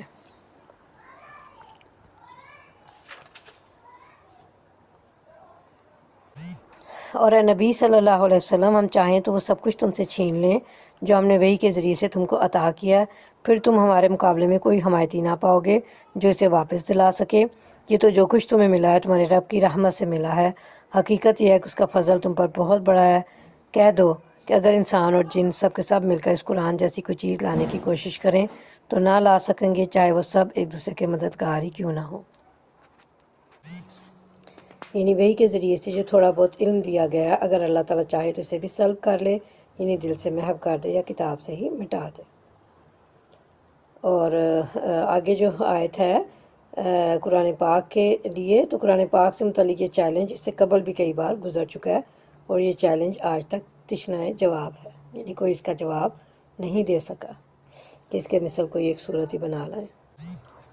ہم نے اس قرآن میں لوگوں کو طرح طرح سے سمجھایا، مگر اکثر لوگ انکاری پر جمے رہے، اور انہوں نے کہا ہم تیری بات نہ مانیں گے جب تک کہ تو ہمارے لیے زمین کو پھاڑ کر ایک چشمہ جاری نہ کر دے، یا تیرے لیے کھجوروں اور انگوروں کا ایک باغ پیدا ہو اور تو اس میں نہریں رواں کر دے، یا تو آسمان کو ٹکڑے ٹکڑے کر کے ہمارے اوپر گرا دے جیسا کہ تیرا دعویٰ ہے، یا خدا اور فرشتوں کو روح در روح ہمارے سامنے لے آئے، یا تیرے لیے سونے کا ایک گھر بن جائے، یا تو آسمان پر چڑھ جائے، اور تیرے چڑھنے کا بھی ہم یقین نہ کریں گے جب تک کہ تو ہمارے اوپر ایک ایسی تحریر نہ اتار لائے جسے ہم پڑھیں۔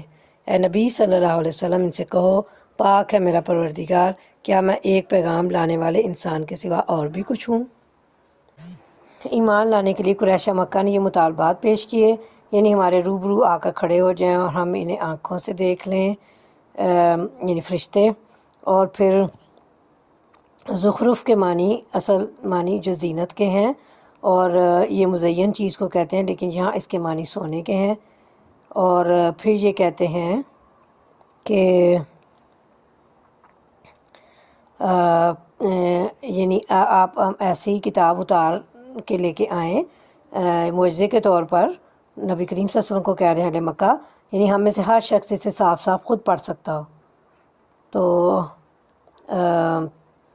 اللہ تعالیٰ نبی کریم صلی اللہ علیہ وسلم کو حکم دے رہے ہیں کہ آپ جواب دیں کہ میرے رب کے اندر تو ہر طرح کی طاقت ہے، وہ چاہے تو تمہارے مطالبے آنے واحد میں لفظ کن سے پورے فرما دے، لیکن جہاں تک میرا تعلق ہے میں تو تمہاری طرح ایک بشر ہی ہوں۔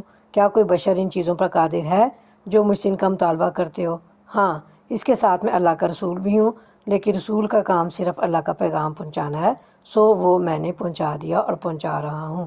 لوگوں کے مطالبات پر معجزات ظاہر کر کے دکھانا یہ رسالت کا حصہ نہیں ہے۔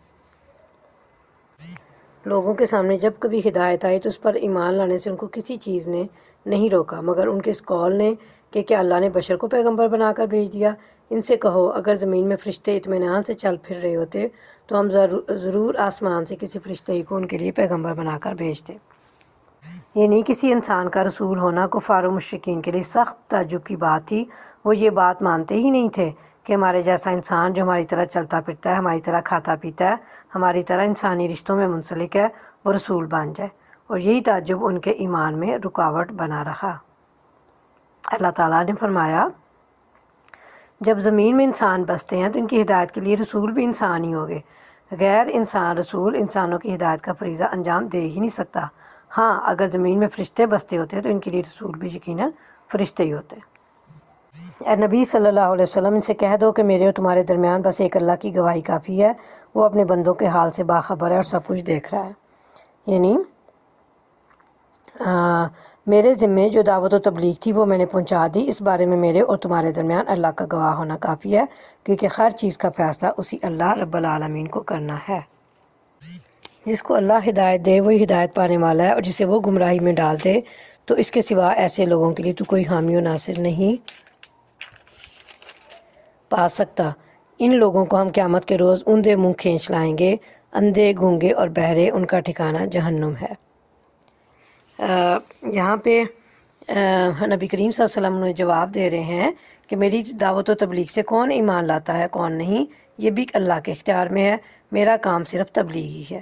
اور حدیث میں آتا ہے کہ صحابہ کرام نے تعجب کا اظہار کیا کہ اندھے منہ کس طرح حشر ہوگا، تو نبی صلی اللہ علیہ وسلم نے فرمایا جس اللہ نے ان کو پیروں سے چلنے کی تک قوت عطا کیا وہ اس بات پر بھی قادر ہے کہ انہیں منہ کے بل چلا دے، اور جس طرح دنیا میں وہ حق کے معاملے میں اندھے بہرے گونگے بنے رہے، قیامت والے دن بطور جزا اندھے بہرے گونگے ہوں گے۔ جب کبھی جہنم کی آگ دھیمی ہونے لگے گی ہم اسے اور بھڑکا دیں گے، یہ بدلہ ہے ان کی اس حرکت کا کہ انہوں نے ہماری آیات کا انکار کیا اور کہا کیا جب ہم صرف ہڈیاں اور خاک ہو کر رہ جائیں گے تو نئے سرے سے ہم کو پیدا کر کے کھڑا کیا جائے گا؟ کیا ان کو یہ نہ سوجا کہ جس خدا نے زمین اور آسمانوں کو پیدا کیا ہے اور ان جیسوں کو پیدا کرنے کی ضرور قدرت رکھتا ہے، اس نے ان کے حشر کے لیے ایک وقت مقرر کر رکھا ہے جس کا آنا یقینی ہے، مگر ظالموں کو اصرار ہے کہ وہ اس کا انکار ہی کریں گے۔ یعنی ان کو جہنم کی یہ سزا اس لیے دی جائے گی کہ انہوں نے ہماری نازل کردہ آیات کی تصدیق نہیں کی اور کائنات میں پھیلی ہوئی تمام نشانیوں پر غور و فکر نہیں کیا، جس کی وجہ سے انہوں نے وقوع قیامت اور موت کے بعد دوبارہ زندگی کو محال خیال کیا اور کہا کہ ہڈیاں اور ریزہ ریزہ ہو جانے کے بعد ہمیں ایک نئی پیدائش کس طرح مل سکتی ہے؟ اللہ تعالیٰ نے ان کے جواب میں فرمایا کہ جو اللہ آسمانوں اور زمین کا خالق ہے وہ ان جیسوں کی پیدائش یا دوبارہ انہیں زندگی دینے پر بھی قادر ہے، کیونکہ یہ تو آسمان و زمین کی تخلیق سے زیادہ آسان ہے۔ اے نبی صلی اللہ علیہ وسلم ان سے کہو اگر کہیں میرے رب کی رحمت کے خزانے تمہارے قبضے میں ہوتے تو تم خرچ ہو جانے کے اندیشے سے ضرور ان کو روک رکھتے، واقعی انسان بڑا تنگ دل واقع ہوا ہے۔ اس خوف سے کہ خرچ کر کے ختم کر ڈالیں گے، اس کے بعد فقیر ہو جائیں گے، حالانکہ یہ خزانہ الہی ہے جو ختم ہونے والا نہیں، لیکن چونکہ انسان تنگ دل واقع ہوا اس لیے بخل سے کام لیتا ہے۔ مشرکین مکہ جن نفسیاتی وجوہات سے نبی صلی اللہ علیہ وسلم کی نبوت کا انکار کرتے تھے ان میں سے ایک وجہ یہ بھی تھی کہ اس طرح انہیں آپ کا فضل و شرف ماننا پڑتا تھا، اور وہ اپنے کسی ہم اثر اور ہم چشم کا فضل ماننے کے لیے انسان مشکل سے آمادہ ہوا کرتا ہے۔ اس پر فرمایا جا رہا ہے کہ جن لوگوں کی بخیلی کا حال یہ ہے کہ کسی کے واقعی مرتبے کا اقرار و اعتراف کرتے ہوئے بھی ان کا دل دکھتا ہے، انہیں اگر کہیں اللہ اپنے رحمت کے خزانوں کی کنجیاں ان کے حوالے کر دے تو وہ کسی کو پھوٹی کوڑی بھی نہ دیتے۔ ہم نے موسیٰ علیہ السلام کو 9 نشانیاں عطا کی تھیں جو صریح طور پر دکھائی دے رہی تھیں۔ ان 9 نشانیوں کو دیکھتے ہیں۔ وہ 9 معجزے ہیں: ہاتھ یعنی ید بیضا، چمکتا ہوا ہاتھ، لاٹھی، قحط سالی، نقش ثمرات، طوفان، جراد یعنی ٹڈی دل، کمل یعنی کھٹمل، جوئیں اور ضفادع یعنی مینڈک اور خون۔ اور یہ ساری وہ نشانیاں ہیں جو مفسرین کہتے ہیں کہ حضرت موسیٰ علیہ السلام کو جو ہیں وہ دی گئی تھیں۔ اور 9واں معجزہ جو تھا وہ لاٹھی کا جادوگروں کی شعبدہ بازی کو نکل جانا ہے۔ اب یہ تم خود بنی اسرائیل سے پوچھ لو کہ جب موسیٰ علیہ السلام ان کے ہاں آئے تو فرعون نے یہی کہا تھا نا کہ اے موسیٰ، میں سمجھتا ہوں کہ تو ایک سحر زدہ آدمی ہے۔ اور موسیٰ علیہ السلام نے اس کے جواب میں کہا، تو خوب جانتا ہے کہ یہ بصیرت افروز نشانیاں زمین اور آسمانوں کے رب کے سوا کسی نے نازل نہیں کی ہیں، اور میرا خیال یہ ہے کہ اے فرعون، تو ضرور ایک شامت زدہ آدمی ہے۔ یہ بات حضرت موسیٰ علیہ السلام نے اس لیے فرمائی کہ ایک پورے ملک میں کال پڑ جانا، یعنی قحط پڑ جانا، یا لاکھوں مربع میل زمین پر پھیلے علاقے میں مینڈکوں کا ایک بلا کی طرح نکلنا، یا تمام ملک کے غلے کے گوداموں میں گھن لگ جانا، اور ایسے ہی دوسرے عام مصائب کسی جادوگر کے جادو یا کسی انسانی طاقت کے کرتب سے رونما نہیں ہو سکتے۔ جادوگر صرف ایک محدود جگہ ایک مجمع کی نگاہوں پر سیر کر کے انہیں کچھ کرشمے دکھا سکتا ہے، اور وہ بھی حقیقت نہیں ہوتے بلکہ نظر کا دھوکہ ہوتے ہیں۔ آخرکار فرعون نے ارادہ کیا کہ موسیٰ اور بنی اسرائیل کو زمین سے اکھاڑ پھینکے، مگر ہم نے اس کو اور اس کے ساتھیوں کو اکٹھا غرق کر دیا، اور اس کے بعد بنی اسرائیل سے کہا کہ اب تم زمین میں بسو، پھر جب آخرت کے وعدے کا وقت آن پورا ہوگا تو ہم تم سب کو ایک ساتھ لا حاضر کریں گے۔ یعنی بظاہر اس سرزمین سے مراد مصر ہے، جس سے فرعون نے موسیٰ علیہ السلام ان کی قوم کو نکالنے کا ارادہ کیا تھا، مگر تاریخ بنی اسرائیل کی شہادت یہ ہے کہ وہ مصر سے نکلنے کے بعد دوبارہ مصر نہیں گئے، بلکہ 40 سال میدان تیہ میں گزار کر فلسطین میں داخل ہوئے، اور اس لیے صحیح یہی ہے کہ اس سے مراد فلسطین کی سرزمین ہے۔ اس قرآن کو ہم نے حق کے ساتھ نازل کیا، اور حق ہی کے ساتھ یہ نازل ہوا ہے، اور اے نبی صلی اللہ علیہ وسلم، تمہیں ہم نے اس کے سوا اور کسی کام کے لیے نہیں بھیجا کہ جو مان لے اسے بشارت دے دو، اور جو نہ مانے اسے متنبہ کر دو، اور اس قرآن کو ہم نے تھوڑا تھوڑا کر کے نازل کیا تاکہ تم ٹھہر ٹھہر کے اسے لوگوں کو سناؤ، اور اسے ہم نے موقع موقع سے بتدریج اتارا ہے۔ اے نبی صلی اللہ علیہ وسلم، ان لوگوں سے کہہ دو کہ تم اسے مانو یا نہ مانو، جن لوگوں کو اس سے پہلے علم دیا گیا تھا، انہیں جب یہ سنایا جاتا ہے تو وہ منہ کے بل سجدے میں گر جاتے ہیں، وہ پکار اٹھتے ہیں، پاک ہے ہمارا رب، اس کا وعدہ تو پورا ہونا ہی تھا، اور وہ منہ کے بل روتے ہوئے گر جاتے ہیں، اور اسے سن کر ان کا خشوع اور بڑھ جاتا ہے۔ یہ آیت سجدہ ہے، جو آیت نمبر 109 مکمل کرنے کے بعد ہمیں کرنا ہے انشاءاللہ، تو یہ یاد سے کر لیجئے گا سب بہنیں۔ یعنی قرآن کو بحفاظت آپ تک پہنچانے کے لیے اللہ تعالیٰ نے پہنچایا ہے، اور یہ کہ اس میں راستے میں کوئی کمی بیشی اور تبدیلی اور آمیزش نہیں کی گئی ہے۔ یعنی وہ علماء جنہوں نے نزول قرآن سے قبل سابقہ کتابیں یعنی توریت، زبور اور انجیل پڑھی ہیں، اور وحی کی حقیقت اور رسالت کی علامات سے واقف ہیں، وہ سجدہ ریز ہوتے ہیں، اس بات پر اللہ کا شکر ادا کرتے ہوئے کہ انہیں آخری رسول صلی اللہ علیہ وسلم کی پہچان کی توفیق دی، اور قرآن و رسالت پر ایمان لانے کی سعادت نصیب فرمائی۔ مطلب یہ ہے کہ یہ کفار مکہ جو ہر چیز سے ناواقف ہیں، اگر یہ ایمان نہیں لاتے تو آپ پرواہ نہ کریں، اس لیے کہ جو اہل علم ہیں اور وحی و رسالت کی حقیقت سے آشنا ہیں وہ اس پر ایمان لے آئے ہیں، بلکہ قرآن سن کر وہ بارگاہ الہی میں سجدہ ریز ہو گئے ہیں، اور اس کی پاکیزگی بیان کرتے اور رب کے وعدوں پر یقین رکھتے ہیں۔ اور ٹھوڑیوں کے بعد سجدے میں گر جانے کا دوبارہ ذکر کیا، کیونکہ پہلا سجدہ اللہ کی تعظیم کے لیے اور بطور شکر تھا، اور قرآن سن کر جو خشیت اور رقت ان پر طاری ہوئی اور اس کی تاثیر و اعجاز سے جس درجہ وہ متاثر، اس نے دوبارہ انہیں سجدہ ریز کر دیا۔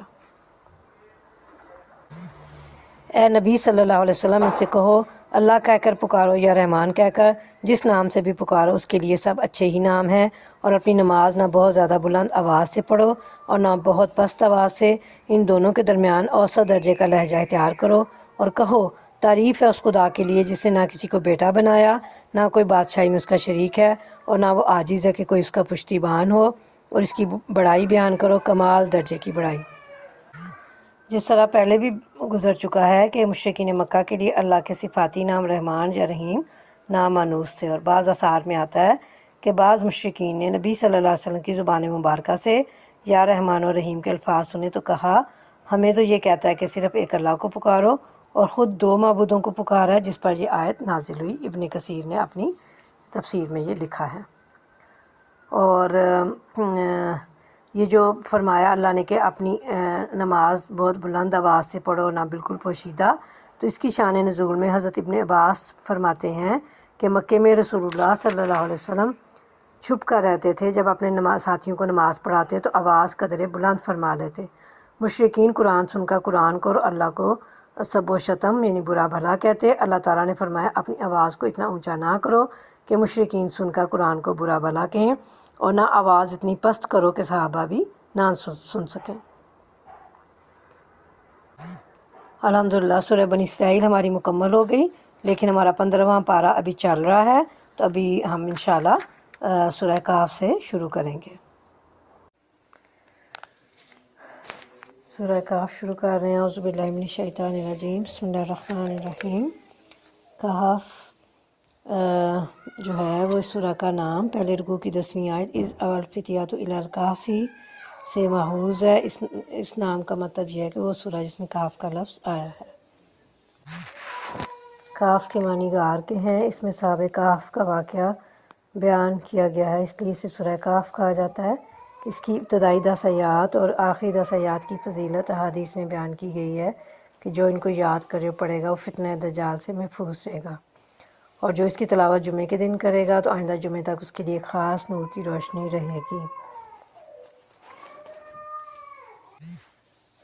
یہ سورہ بھی مکی ہے اور اس میں 110 آیات اور 12 رکوع ہیں۔ اس کا زمانہ نزول جو ہے یہ تقریباً نبوت کے 5ویں سال میں ہے، اور یہ جو دور تھا مکہ میں نبوت کا 5واں سال نبی کریم صلی اللہ علیہ وسلم کا، تو اس دور میں قریش نے نبی صلی اللہ علیہ وسلم اور آپ کی تحریک اور جماعت کو دبانے کے لیے زیادہ تر تضحیک، استہزاء، اعتراضات، الزامات، مخالفانہ پروپیگنڈے پر اعتماد کر رکھا تھا، اور یہ جو دور ہے اس میں انہوں نے ظلم و ستم، مار پیٹ و معاشی دباؤ کے ہتھیار پوری سختی کے ساتھ استعمال کیے، یہاں تک کہ مسلمانوں کی ایک بڑی تعداد کو ملک چھوڑ کر حبش کی طرف نکل جانا پڑا، اور باقی ماندہ مسلمانوں کو اور ان کے ساتھ خود نبی صلی اللہ علیہ وسلم اور آپ کے خاندان کو شیب ابی طالب میں محصور ہو کر ان کا مکمل معاشی اور معاشرتی مقاطعہ کر دیا گیا، یعنی مکمل ان کے ساتھ بائیکاٹ کیا گیا۔ تاہم اس دور میں 2 شخصیتیں ابو طالب اور ام المومنین حضرت خدیجہ ایسی تھیں جن کے ذاتی اثر کی وجہ سے قریش کے 2 بڑے خاندان نبی صلی اللہ علیہ وسلم کی پشت پناہی کر رہے تھے، اور 10 نبوی میں ان دونوں کی آنکھیں بند ہوتے یہ دور بھی ختم ہو گیا، اور چوتھا دور شروع ہوا مکہ کا، اور جس میں مسلمانوں پر مکے کی زندگی تنگ کر دی گئی، یہاں تک کہ آخرکار نبی صلی اللہ علیہ وسلم سمیت تمام مسلمانوں کو مکے سے نکل جانا پڑا۔ اور یہ جو مضامین ہیں ان پر غور کرنے سے پتہ چلتا ہے کہ ظلم و ستم اور مزاحمت نے شدت اختیار کر لی تھی، مگر ابھی ہجرت حبشہ واقعہ نہ ہوئی تھی۔ اس وقت جو مسلمان ستائے جا رہے تھے ان کو اصحاب کہف کا قصہ سنایا گیا تاکہ ان کی ہمت بندھے اور انہیں معلوم ہو کہ اہل ایمان اپنا ایمان بچانے کے لیے اس سے پہلے کیا کچھ کر چکے ہیں۔ اس کا موضوع سورہ کہف کا اور مضامین جو ہیں یہ ہم دیکھتے ہیں کہ سورہ مشرکین مکہ کے 3 سوالات کے جواب میں نازل ہوئی ہے، جو انہوں نے نبی صلی اللہ علیہ وسلم کا امتحان لینے کے لیے اہل کتاب کے مشورے سے آپ کے سامنے پیش کیے تھے۔ پہلا سوال یہ تھا ان کا کہ اصحاب کہف کون تھے، اور دوسرا سوال یہ تھا کہ قصہ ہجر کی حقیقت کیا ہے، اور تیسرا سوال یہ تھا کہ ذوالقرنین کا قصہ کیا ہے۔ یہ تینوں قصے عیسائیوں اور یہودیوں کی تاریخ سے متعلق تھے۔ حجاز میں ان کا کوئی چرچا نہ تھا، اسی لیے اہل کتاب نے امتحان کی غرض سے ان کا انتخاب کیا تھا تاکہ یہ بات کھل جائے کہ نبی کریم صلی اللہ علیہ وسلم کے پاس کوئی غیبی ذریعہ علم ہے یا نہیں۔ تو اللہ تعالیٰ نے صرف یہی نہیں کہ اپنے نبی کی زبان سے ان کے سوالات کا پورا جواب دیا، بلکہ ان کے اپنے پوچھے تینوں قصوں کو پوری طرح اس صورتحال پر چشمہ بھی کر دیا جو اس وقت مکے میں کفر اسلام کے درمیان درپیش تھی۔ اعوذ باللہ من الشیطان الرجیم، بسم اللہ الرحمن الرحیم۔ الحمدللہ الذی انزل علی عبدہ الکتاب ولم یجعل لہ عوجا قیما لینذر بأسا شدیدا من لدنہ ویبشر المؤمنین الذین یعملون الصالحات ان لہم اجرا حسنا ماکثین فیہ ابدا وینذر الذین قالوا اتخذ اللہ ولدا۔ صدق اللہ العظیم۔ شروع اللہ کے نام سے جو بے انتہا مہربان رحم فرمانے والا ہے۔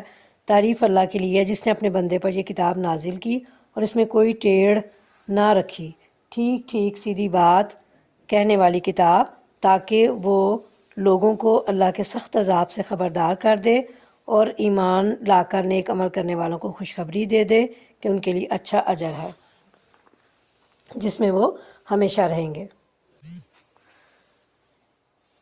اس میں کوئی کجی یا ٹیڑھ نہیں رکھی، تو اس سے مراد ہے کہ رائے اعتدال سے انحراف اس میں نہیں رکھا، بلکہ اسے قیم یعنی سیدھا رکھا، یا قیم کے معنی بندوں کے دینی اور دنیاوی مصالح کی رعایت اور حفاظت کرنے والی کتاب بھی ہو سکتے ہیں۔ اور ان لوگوں کو ڈرا دے جو کہتے ہیں کہ اللہ نے کسی کو بیٹا بنایا ہے، اس بات کا نہ انہیں کوئی علم ہے اور نہ ان کے باپ دادا کو تھا، بڑی بات ہے جو ان کے منہ سے نکلتی ہے، وہ محض جھوٹ بکتے ہیں۔ یعنی یہودیوں، عیسائیوں اور بعض مشرکین جو تھے ان کا عقیدہ کیا تھا کہ فرشتے اللہ کی بیٹیاں ہیں۔ تو اللہ تعالیٰ اس کے متعلق فرما رہے ہیں کہ جو یہ کہتے ہیں کہ اللہ کی اولاد ہے تو وہ بالکل جھوٹ ہے۔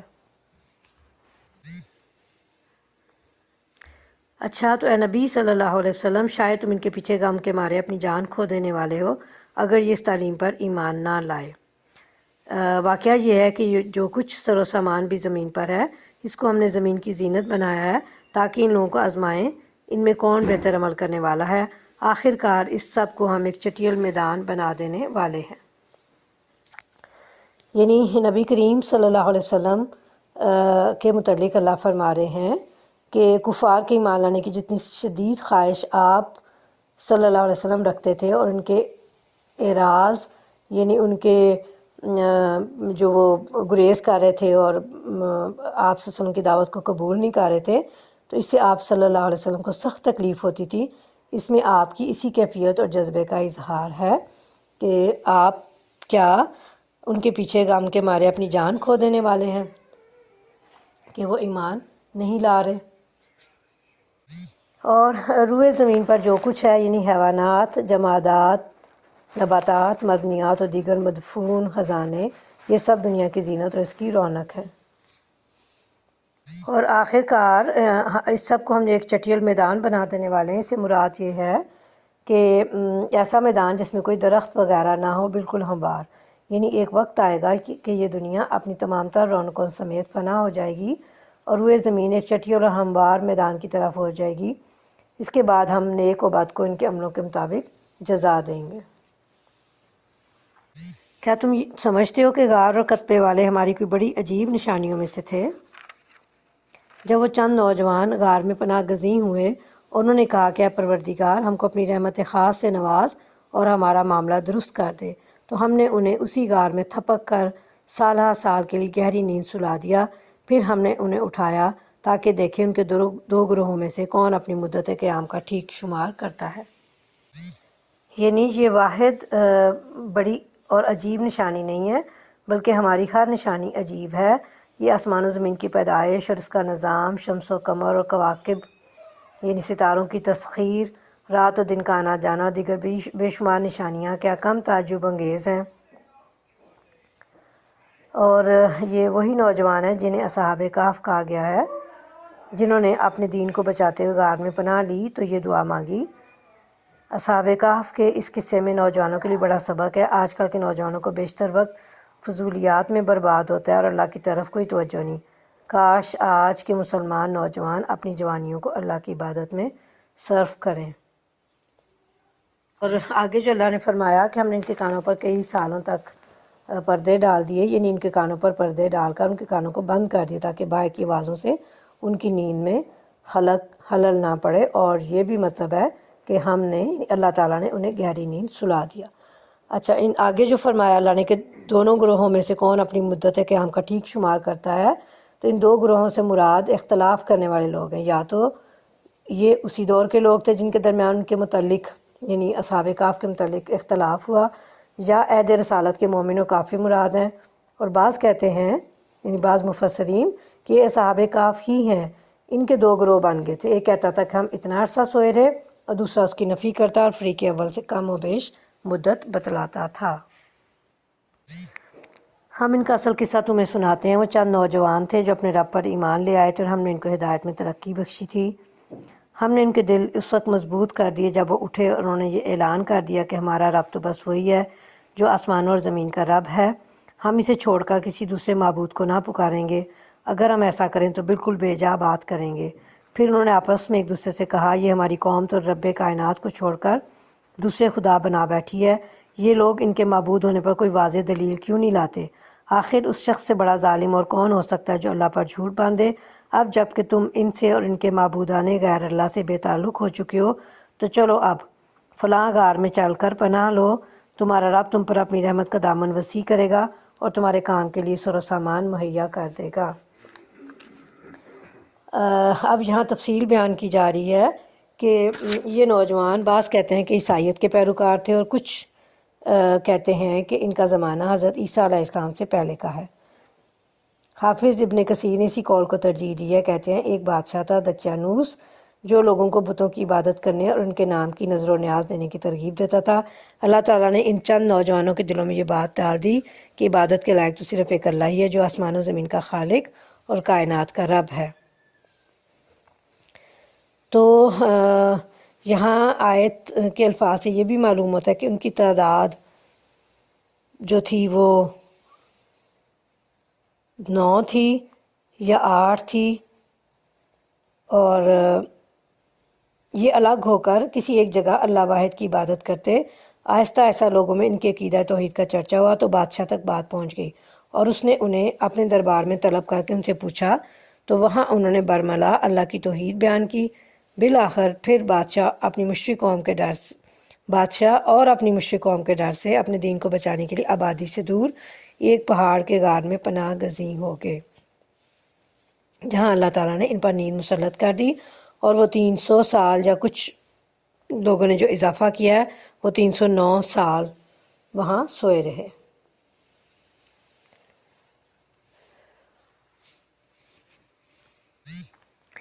اور یہاں جو اللہ نے فرمایا کہ ہم نے ان کے دل مضبوط کر دیے تھے، یعنی ہجرت کرنے کی وجہ سے اپنے خیش و اقارب کی جدائی اور عیش و راحت کی زندگی سے محرومی کا جو صدمہ انہیں اٹھانا پڑا، ہم نے ان کے دل کو مضبوط کر دیا تاکہ وہ ان شدائد کو برداشت کر لیں، نیز حق گوئی کا فریضہ بھی جرأت اور حوصلے کے ساتھ ادا کر سکیں۔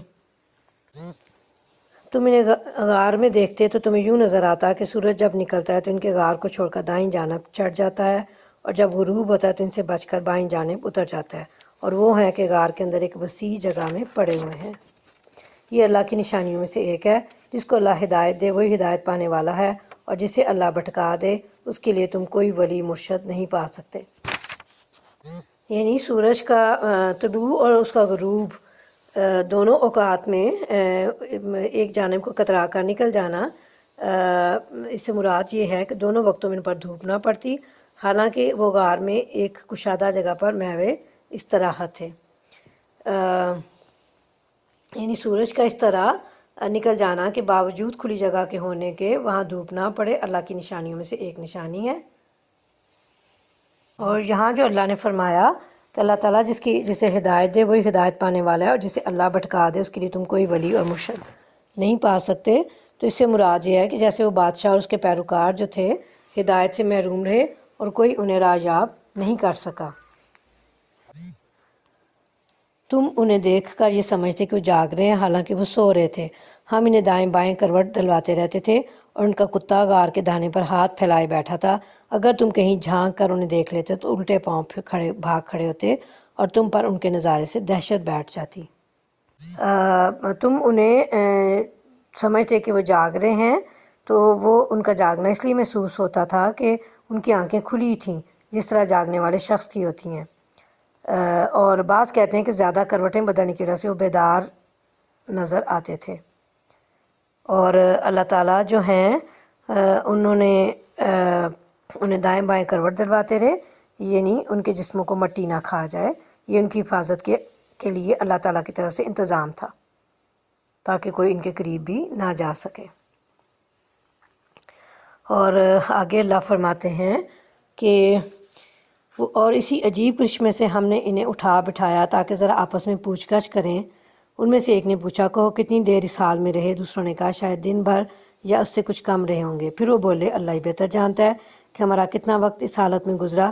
چلو اب اپنے میں سے کسی کو چاندی کا سکہ دے کر شہر بھیجیں اور وہ دیکھے کہ سب سے اچھا کھانا کہاں ملتا ہے، وہاں سے وہ کچھ کھانے کے لیے لائے، اور چاہیے کہ ذرا ہوشیاری سے کام لے، ایسا نہ ہو کہ وہ کسی کو ہمارے یہاں ہونے سے خبردار کر بیٹھے، اور کہیں اگر ان لوگوں کا ہاتھ ہم پر پڑ گیا تو بس سنسار ہی کر ڈالیں گے یا پھر زبردستی ہمیں اپنی ملت میں واپس لے جائیں گے، اور ایسا ہوا تو ہم کبھی فلاح نہ پا سکیں گے۔ یعنی جس طرح اللہ تعالیٰ نے اپنی قدرت سے انہیں سلا دیا تھا، اسی طرح 309 سال کے بعد اللہ نے انہیں اٹھا دیا، اور اس حال میں اٹھایا کہ ان کے جسم اسی طرح صحیح تھے جس طرح 300 سال قبل سوتے وقت تھے۔ اسی لیے آپس میں ایک دوسرے سے انہوں نے یہ سوال کیا۔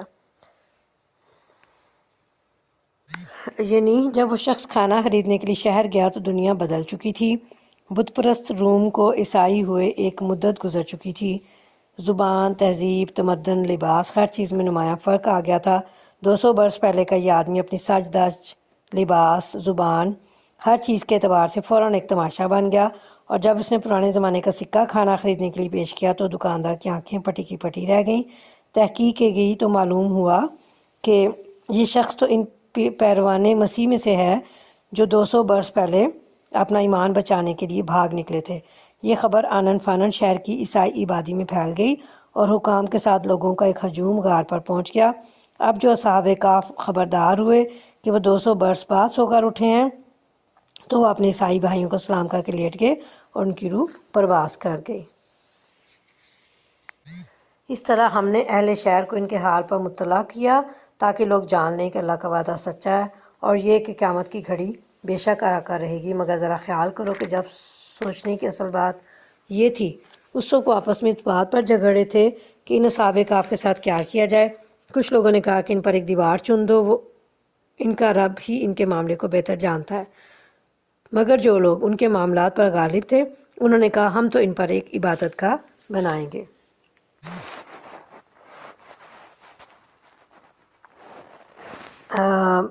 اس وقت جو لوگ جھگڑے تھے تو بعض مفسرین کہتے ہیں کہ اس وقت کے اہل ایمان تھے، بعض کہتے ہیں کہ بادشاہ اور اس کے ساتھی تھے۔ جب جا کر انہوں نے ملاقات کی اور اس کے بعد اللہ نے انہیں پھر سلا دیا تو بادشاہ اور اس کے ساتھیوں نے کہا کہ ان کی حفاظت کے لیے ایک عمارت بنا دی جائے، اور جھگڑا کرنے والوں کو اللہ تعالیٰ نے فرمایا کہ ان کی بابت صحیح علم صرف اللہ ہی کو ہے۔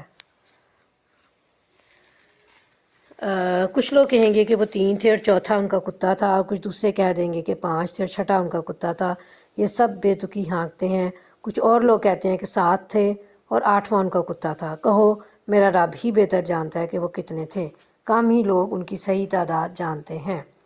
پس سرسری بات سے بڑھ کر ان کی تعداد کے معاملے میں لوگوں سے بحث نہ کرو اور نہ ان کے متعلق کسی سے پوچھو، اور دیکھو کسی چیز کے بارے میں کبھی یہ نہ کہا کرو کہ میں کل یہ کام کر دوں گا، تم کچھ نہیں کر سکتے الا یہ کہ اللہ چاہے۔ اگر بھولے سے ایسی بات زبان سے نکل جائے تو فوراً اپنے رب کو یاد کرو اور کہو امید ہے کہ میرا رب اس معاملے میں رشد سے قریب تر بات کی طرف میری رہنمائی فرما دے گا۔ اس سے معلوم ہوتا ہے کہ اس واقعے کے 350 سال بعد نزول قرآن کے زمانے میں اس کی تفصیلات کے متعلق مختلف افسانے عیسائیوں میں پھیلے ہوئے تھے اور عموماً مستند معلومات لوگوں کے پاس موجود نہ تھیں۔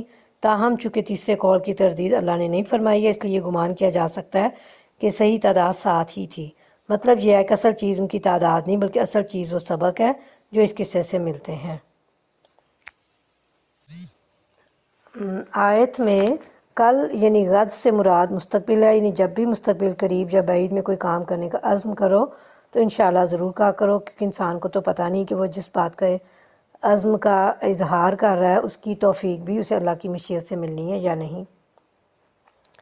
اور اگر کلام یا وعدہ کرتے وقت انشاءاللہ کہنا بھول جاؤ تو جس وقت بھی یاد آ جائے انشاءاللہ کہہ لو، یا پھر رب کو یاد کرنے کا مطلب اس کی تسبیح، تحمید اور اس سے استغفار ہے۔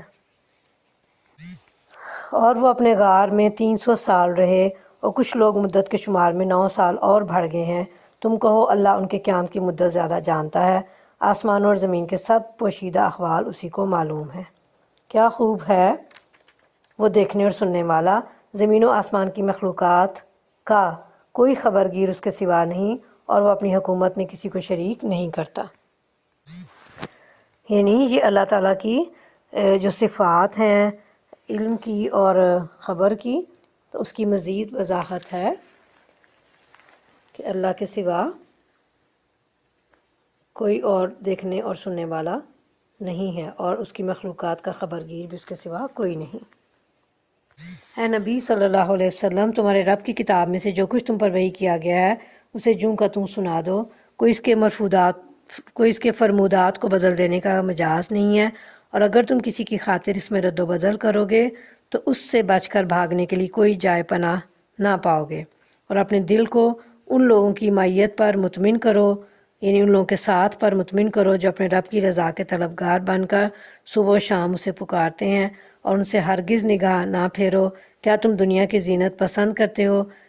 کسی ایسے شخص کی اطاعت نہ کرو جس کے دل کو ہم نے اپنی یاد سے غافل کر دیا ہے، اور جس نے اپنی خواہش نفس کی پیروی اختیار کر لی ہے، اور جس کا طریقہ کار افراط و تفریط پر مبنی ہے۔ صاف کہہ دو کہ یہ حق ہے تمہارے رب کی طرف سے، آپ جس کا جی چاہے مان لے اور جس کا جی چاہے انکار کر دے۔ ہم نے انکار کرنے والے ظالموں کے لیے ایک آگ تیار کر رکھی ہے جس کی لپٹیں انہیں گھیرے میں لے چکی ہیں، وہاں اگر وہ پانی مانگیں گے تو ایسے پانی سے ان کی تواضع کی جائے گی جو تیل کی تلچھٹ جیسا ہوگا، اور ان کا منہ بھون ڈالے گا۔ بدترین پینے کی چیز اور بہت بری آرام گاہ۔ رہے وہ لوگ جو مان لیں اور نیک عمل کریں تو یقیناً ہم نیکوکار لوگوں کا اجر ضائع نہیں کیا کرتے۔ ویسے تو یہ حکم عام ہے کہ جس چیز کی بھی وحی آپ صلی اللہ علیہ وسلم کی طرف کی جائے اس کی تلاوت فرمائیں اور لوگوں کو اس کی تعلیم دیں، لیکن اصحاب کہف کے قصے کے خاتمے پر اس حکم سے مراد یہ بھی ہو سکتا ہے کہ اصحاب کہف کے بارے میں لوگ جو چاہیں کہتے پھریں، لیکن اللہ تعالیٰ نے اس کے بارے میں اپنی کتاب میں جو کچھ بھی ارشاد فرما دیا ہے اور جتنا کچھ بیان فرما دیا ہے وہی صحیح ہے، وہی لوگوں کو پڑھ کر سنا دیجئے، اس سے زیادہ دیگر باتوں کی طرف آپ دھیان نہ دیجیے۔ یہ وہی حکم ہے جس سے قبل سورہ انعام میں بھی گزر چکا ہے۔ مراد ان سے وہ صحابہ کرام ہیں جو غریب اور کمزور تھے، جن کے ساتھ بیٹھنا قریش کے اشراف کو گوارا نہ تھا۔ حضرت سعد بن ابی وقاص رضی اللہ تعالیٰ عنہ فرماتے ہیں کہ ہم 6 آدمی نبی صلی اللہ علیہ وسلم کے ساتھ تھے، میرے علاوہ بلال ابن مسعود، ایک ہزلی اور 2 صحابہ اور تھے۔ قریش مکہ نے خواہش ظاہر کی کہ ان لوگوں کو اپنے پاس سے ہٹا دو تاکہ ہم آپ کی خدمت میں حاضر ہو کر آپ کی بات سنیں۔ نبی صلی اللہ علیہ وسلم کے دل میں خیال آیا کہ چلو شاید میری بات سننے سے ان کے دلوں کی دنیا بدل جائے، لیکن اللہ تعالیٰ نے سختی سے ایسا کرنے سے منع فرما دیا۔ صحیح مسلم کی یہ حدیث مبارکہ ہے۔ ان کے لیے سدا بہار جنتیں ہیں جن کے نیچے نہریں بہہ رہی ہوں گی، وہاں وہ سونے کے کنگنوں سے آراستہ کیے جائیں گے، باریک ریشم اور اطلس اور دیبا کے سبز کپڑے پہنیں گے اور اونچی مسندوں پر تکیے لگا کر بیٹھیں گے، بہترین اجر اور اعلیٰ درجے کی جائے قیام۔ یہاں جو سونے کے کنگنوں کی بات ہوئی ہے، قدیم زمانے میں بادشاہ سونے کے کنگن پہنتے تھے۔ اہل جنت کے لباس میں اس چیز کا ذکر کرنے سے مقصود یہ بتانا ہے کہ وہاں ان کو شاہانہ لباس پہنائے جائیں گے۔ ایک کافر اور فاسق بادشاہ وہاں ذلیل و خوار ہوگا، اور ایک مومن صالح مزدور وہاں بادشاہوں کی سی شان و شوکت سے رہے گا۔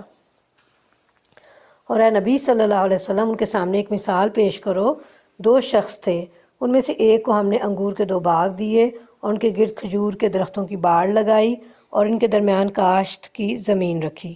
دونوں باغ خوب پھلے پھولے اور بارآور ہونے میں انہوں نے ذرا سی کسر بھی نہ چھوڑی۔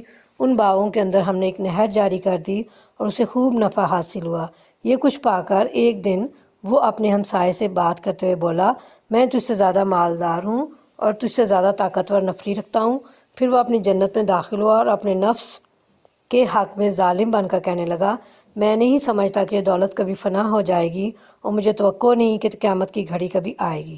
تاہم اگر کبھی مجھے اپنے رب کے حضور پلٹایا بھی گیا تو ضرور اس سے بھی زیادہ شاندار جگہ پاؤں گا۔ اس کے ہمسائے نے گفتگو کرتے ہوئے اسے کہا، کیا تو کفر کرتا ہے اس ذات سے جس نے تجھے مٹی سے اور پھر نطفے سے پیدا کیا اور تجھے ایک پورا آدمی بنا کھڑا کیا؟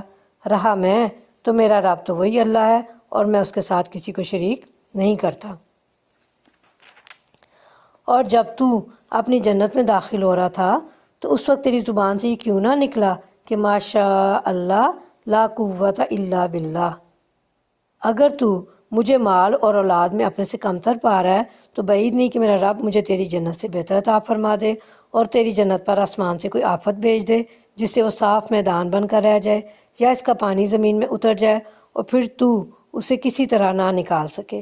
آخر کار ہوا یہ کہ اس کا سارا ثمرہ مارا گیا اور وہ اپنے گوروں کے باغ کو ٹٹیوں پر الٹا پڑا دیکھ کر اپنی لگائی لاگت پر ہاتھ ملتا رہ گیا اور کہنے لگا کہ کاش میں نے اپنے رب کے ساتھ کسی کو شریک نہ ٹھہرایا ہوتا۔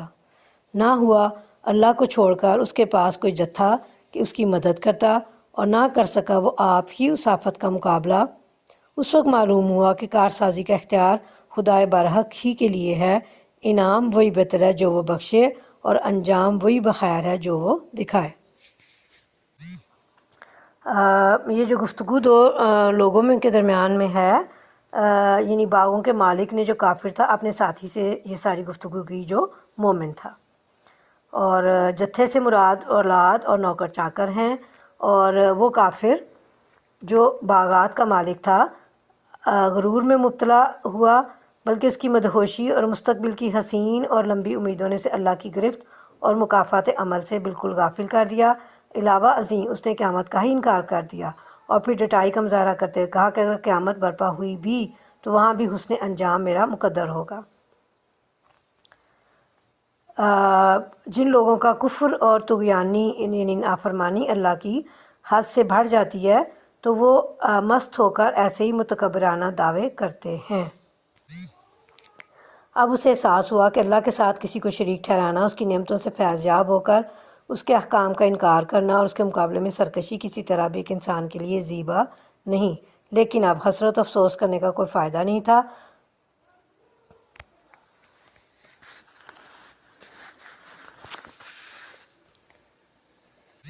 اے نبی صلی اللہ علیہ وسلم، انہیں حیات دنیا کی حقیقت اس مثال سے سمجھاؤ کہ آج ہم نے آسمان سے پانی برسا دیا تو زمین کی پود خوب گھنی ہو گئی، اور کل وہی نباتات بس بن کر رہ گی جسے ہوائیں اڑائے لیے پھرتی ہیں۔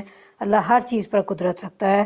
یہ مال اور یہ اولاد محض دنیاوی زندگی کی ایک ہنگامی آرائش ہے، اصل میں تو باقی رہ جانے والی نیکیاں ہی تیرے رب کے نزدیک نتیجے کے لحاظ سے بہتر ہیں، اور انہی سے اچھی امیدیں وابستہ کی جا سکتی ہیں۔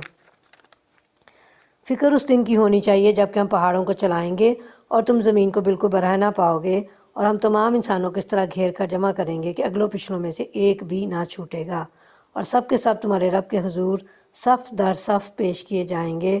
لو دیکھ لو، آگے نہ تم ہمارے پاس اسی طرح جیسا ہم نے تم کو پہلی بار پیدا کر دیا تھا، تم نے تو یہ سمجھا تھا کہ ہم نے تمہارے لیے کوئی وعدے کا وقت مقرر ہی نہیں کیا ہے، اور نامہ اعمال سامنے رکھ دیا جائے گا۔ اس وقت تم کہو گے کہ مجرم لوگ اپنی کتاب زندگی کے اندراجات سے ڈر رہے ہوں گے اور کہہ رہے ہوں گے کہ ہائے ہماری کم بختی، یہ کیسی کتاب ہے کہ ہماری کوئی چھوٹی بڑی حرکت ایسی نہیں رہی جو اس میں درج نہ کی گئی ہو۔ جو کچھ انہوں نے کیا تھا وہ سب اپنے سامنے حاضر پائیں گے، اور تیرا رب کسی پر ذرہ ظلم نہ کرے گا۔ یاد کرو جب ہم نے فرشتوں سے کہا کہ آدم علیہ السلام کو سجدہ کرو تو انہوں نے سجدہ کیا، مگر ابلیس نے نہ کیا، وہ جنوں میں سے تھا، اس لیے اپنے رب کے حکم کی اطاعت سے نکل گیا۔ اب کیا تم مجھے چھوڑ کر اس کو اور اس کی ذریت کو اپنا سرپرست بناتے ہو، حالانکہ وہ تمہارے دشمن ہیں؟ بڑا ہی برا بدل ہے جسے ظالم لوگ اختیار کر رہے ہیں۔ میں نے آسمان و زمین پیدا کرتے وقت ان کو نہیں بلایا تھا اور نہ خود ان کی اپنی تخلیق میں انہیں شریک کیا تھا۔ میرا یہ کام نہیں ہے کہ گمراہ کرنے والوں کو اپنا مددگار بنایا کروں۔ یعنی ابلیس فرشتوں میں سے نہ تھا بلکہ جنوں میں سے تھا، اس لیے اطاعت سے باہر ہو جانا اس کے لیے ممکن ہوا۔ فرشتوں میں سے ہوتا تو نافرمانی کر ہی نہ سکتا۔ بخلاف اس کے جن انسانوں کی طرح ایک ذی اختیار مخلوق ہے جسے پیدائشی فرما بردار نہیں بنایا گیا ہے، بلکہ کفر و ایمان اور اطاعت و معصیت دونوں کی قدرت بخشی گئی ہے۔ مطلب یہ ہے کہ یہ شیاطین آخر تمہاری اطاعت و بندگی کے مستحق کیسے بن گئے؟ بندگی کا مستحق تو صرف خالق ہی ہو سکتا ہے، اور ان شیاطین کا حال یہ ہے کہ آسمان و زمین کی تخلیق میں شریک ہونا تو درکنار، یہ تو خود مخلوق ہے۔ پھر کیا کریں گے یہ لوگ اس روز جب کہ ان کا رب ان سے کہے گا کہ پکارو اب ان ہستیوں کو جنہیں تم میرا شریک سمجھ بیٹھے تھے، یہ ان کو پکاریں گے مگر وہ ان کی مدد کو نہ آئیں گے، اور ہم ان کے درمیان ایک ہی ہلاکت کا گڑھا مشترک کر دیں گے۔ سارے مجرم اس روز آگ دیکھیں گے اور سمجھ لیں گے کہ اب انہیں اس میں گرنا ہے اور وہ اس سے بچنے کے لیے کوئی جائے پناہ نہ پائیں گے۔ ہم نے اس قرآن میں لوگوں کو طرح طرح سے سمجھایا مگر انسان بڑا ہی جھگڑالو واقعہ ہوا ہے۔ ان کے سامنے جب ہدایت آئی تو اسے ماننے اور اپنے رب کے حضور معافی چاہنے سے آخر ان کو کس چیز نے روک دیا؟ اس کے سوا اور کچھ نہیں کہ وہ منتظر ہیں کہ ان کے ساتھ بھی وہی کچھ ہو جو پچھلی قوموں کے ساتھ ہو چکا ہے، یا یہ کہ وہ عذاب کو سامنے آتے دیکھ لیں۔ رسولوں کو ہم اس کام کے سوا اور کسی غرض کے لیے نہیں بھیجتے کہ وہ بشارت اور تنبیہ کی خدمت انجام دے دیں، مگر کافروں کا حال یہ ہے کہ وہ باطل کے ہتھیار لے کر حق کو نیچا دکھانے کی کوشش کرتے ہیں، اور انہوں نے میری آیات کو اور ان تنبیہات کو جو انہیں کی گئیں مذاق بنا لیا ہے۔ اور اس شخص سے بڑھ کر ظالم اور کون ہے جسے اس کے رب کی آیات سنا کر نصیحت کی جائے اور وہ ان سے منہ پھیرے اور اس برے انجام کو بھول جائے جس کا سر و سامان اس نے اپنے لیے خود اپنے ہاتھوں کیا ہے۔ جن لوگوں نے یہ روش اختیار کی ہے ان کے دلوں پر ہم نے غلاف چڑھا دیے ہیں جو انہیں قرآن کی بات نہیں سمجھنے دیتے، اور ان کے کانوں میں ہم نے گرانی پیدا کر دی ہے۔ تم انہیں ہدایت کی طرف کتنا ہی بلاؤ وہ اس حالت میں کبھی ہدایت نہ پائیں گے۔ تیرا رب بڑا درگزر کرنے والا اور رحیم ہے، وہ ان کے کرتوتوں پر انہیں پکڑنا چاہتا تو جلدی ہی عذاب بھیج دیتا، مگر ان کے لیے وعدے کا ایک وقت مقرر ہے اور اس سے بچ کر بھاگ نکلنے کی یہ کوئی راہ نہ پائیں گے۔ یہ عذاب رسیدہ بستیاں تمہارے سامنے ہیں، انہوں نے جب ظلم کیا تو ہم نے انہیں ہلاک کر دیا اور ان میں سے ہر ایک کی ہلاکت کے لیے ہم نے وقت مقرر کر رکھا تھا۔ ذرا ان کو وہ قصہ سناؤ جو موسیٰ علیہ السلام کو پیش آیا تھا جب کہ موسیٰ علیہ السلام نے اپنے خادم سے کہا تھا کہ میں اپنا سفر ختم نہ کروں گا جب تک کہ دونوں دریاؤں کے سنگم پر نہ پہنچ جاؤں، ورنہ میں ایک زمانہ دراز تک چلتا ہی رہوں گا۔ بس جب وہ ان کے سنگم پر پہنچے تو اپنی مچھلی سے غافل ہو گئے اور وہ نکل کر اس طرح دریا میں چلی گئی جیسے کوئی سرنگ لگی ہو۔ آگے جا کر موسیٰ علیہ السلام نے اپنے خادم سے کہا لاؤ ہمارا ناشتہ، آج کے سفر میں تو ہم بری طرح تھک گئے ہیں۔ خادم نے کہا آپ نے دیکھا یہ کیا ہوا؟ جب ہم اس چٹان کے پاس ٹھہرے ہوئے تھے اس وقت مجھے مچھلی کا خیال نہ رہا اور شیطان نے مجھ کو ایسا غافل کر دیا کہ میں اس کا ذکر آپ سے کرنا بھول گیا۔ مچھلی تو عجیب طریقے سے نکل کر دریا میں چلی گئی۔ موسیٰ علیہ السلام نے کہا اسی کی تو ہمیں تلاش تھی۔ چنانچہ وہ دونوں اپنے نقش قدم پر پھر واپس ہوئے اور وہاں انہوں نے ہمارے بندے میں سے ایک بندے کو پایا جسے ہم نے اپنی رحمت سے نوازا تھا اور اپنی طرف سے خاص علم عطا کیا تھا۔ موسیٰ علیہ السلام نے اس سے کہا کیا میں آپ کے ساتھ رہ سکتا ہوں تاکہ آپ مجھے بھی اس دانش کی تعلیم دیں جو آپ کو سکھائی گئی ہے؟ اس نے جواب دیا آپ میرے ساتھ صبر نہیں کر سکتے اور جس چیز کی آپ کو خبر نہ ہو آخر اس پر آپ صبر کر بھی کیسے سکتے ہیں؟ موسیٰ علیہ السلام نے کہا انشاءاللہ آپ مجھے صابر پائیں گے اور میں کسی معاملہ میں آپ کی نافرمانی نہ کروں گا۔ اس نے کہا اچھا اگر آپ میرے ساتھ چلتے ہیں تو مجھ سے کوئی بات نہ پوچھیں جب تک میں خود اس کا آپ سے ذکر نہ کروں۔ اب وہ دونوں روانہ ہوئے یہاں تک کہ وہ کشتی میں سوار ہو گئے تو اس شخص نے کشتی میں شگاف ڈال دیا۔ موسیٰ علیہ السلام نے کہا آپ نے اس میں شگاف ڈال دیا تاکہ سب کشتی والوں کو ڈبو دیں، یہ تو آپ نے ایک سخت حرکت کر ڈالی۔ اس نے کہا میں نے تم سے کہا نہ تھا کہ تم میرے ساتھ صبر نہیں کر سکتے؟ موسیٰ علیہ السلام نے کہا بھول چوک پر مجھے نہ پکڑیے، میرے معاملے میں آپ ذرا سختی سے کام نہ لیں۔ موسیٰ علیہ السلام کو چونکہ اس علم خاص کی خبر نہیں تھی جس کی بنا پر خضر نے کشتی کے تختے توڑ دیے تھے، اس لیے صبر نہ کر سکے اور اپنے علم و فہم کے مطابق اسے نہایت ہولناک کام قرار دیا۔ الحمدللہ رب العالمین، ہمارا پارہ نمبر 15 مکمل ہو گیا۔ کل انشاءاللہ ہم پارہ نمبر 16 شروع کریں گے۔ وما علینا الا البلاغ المبین۔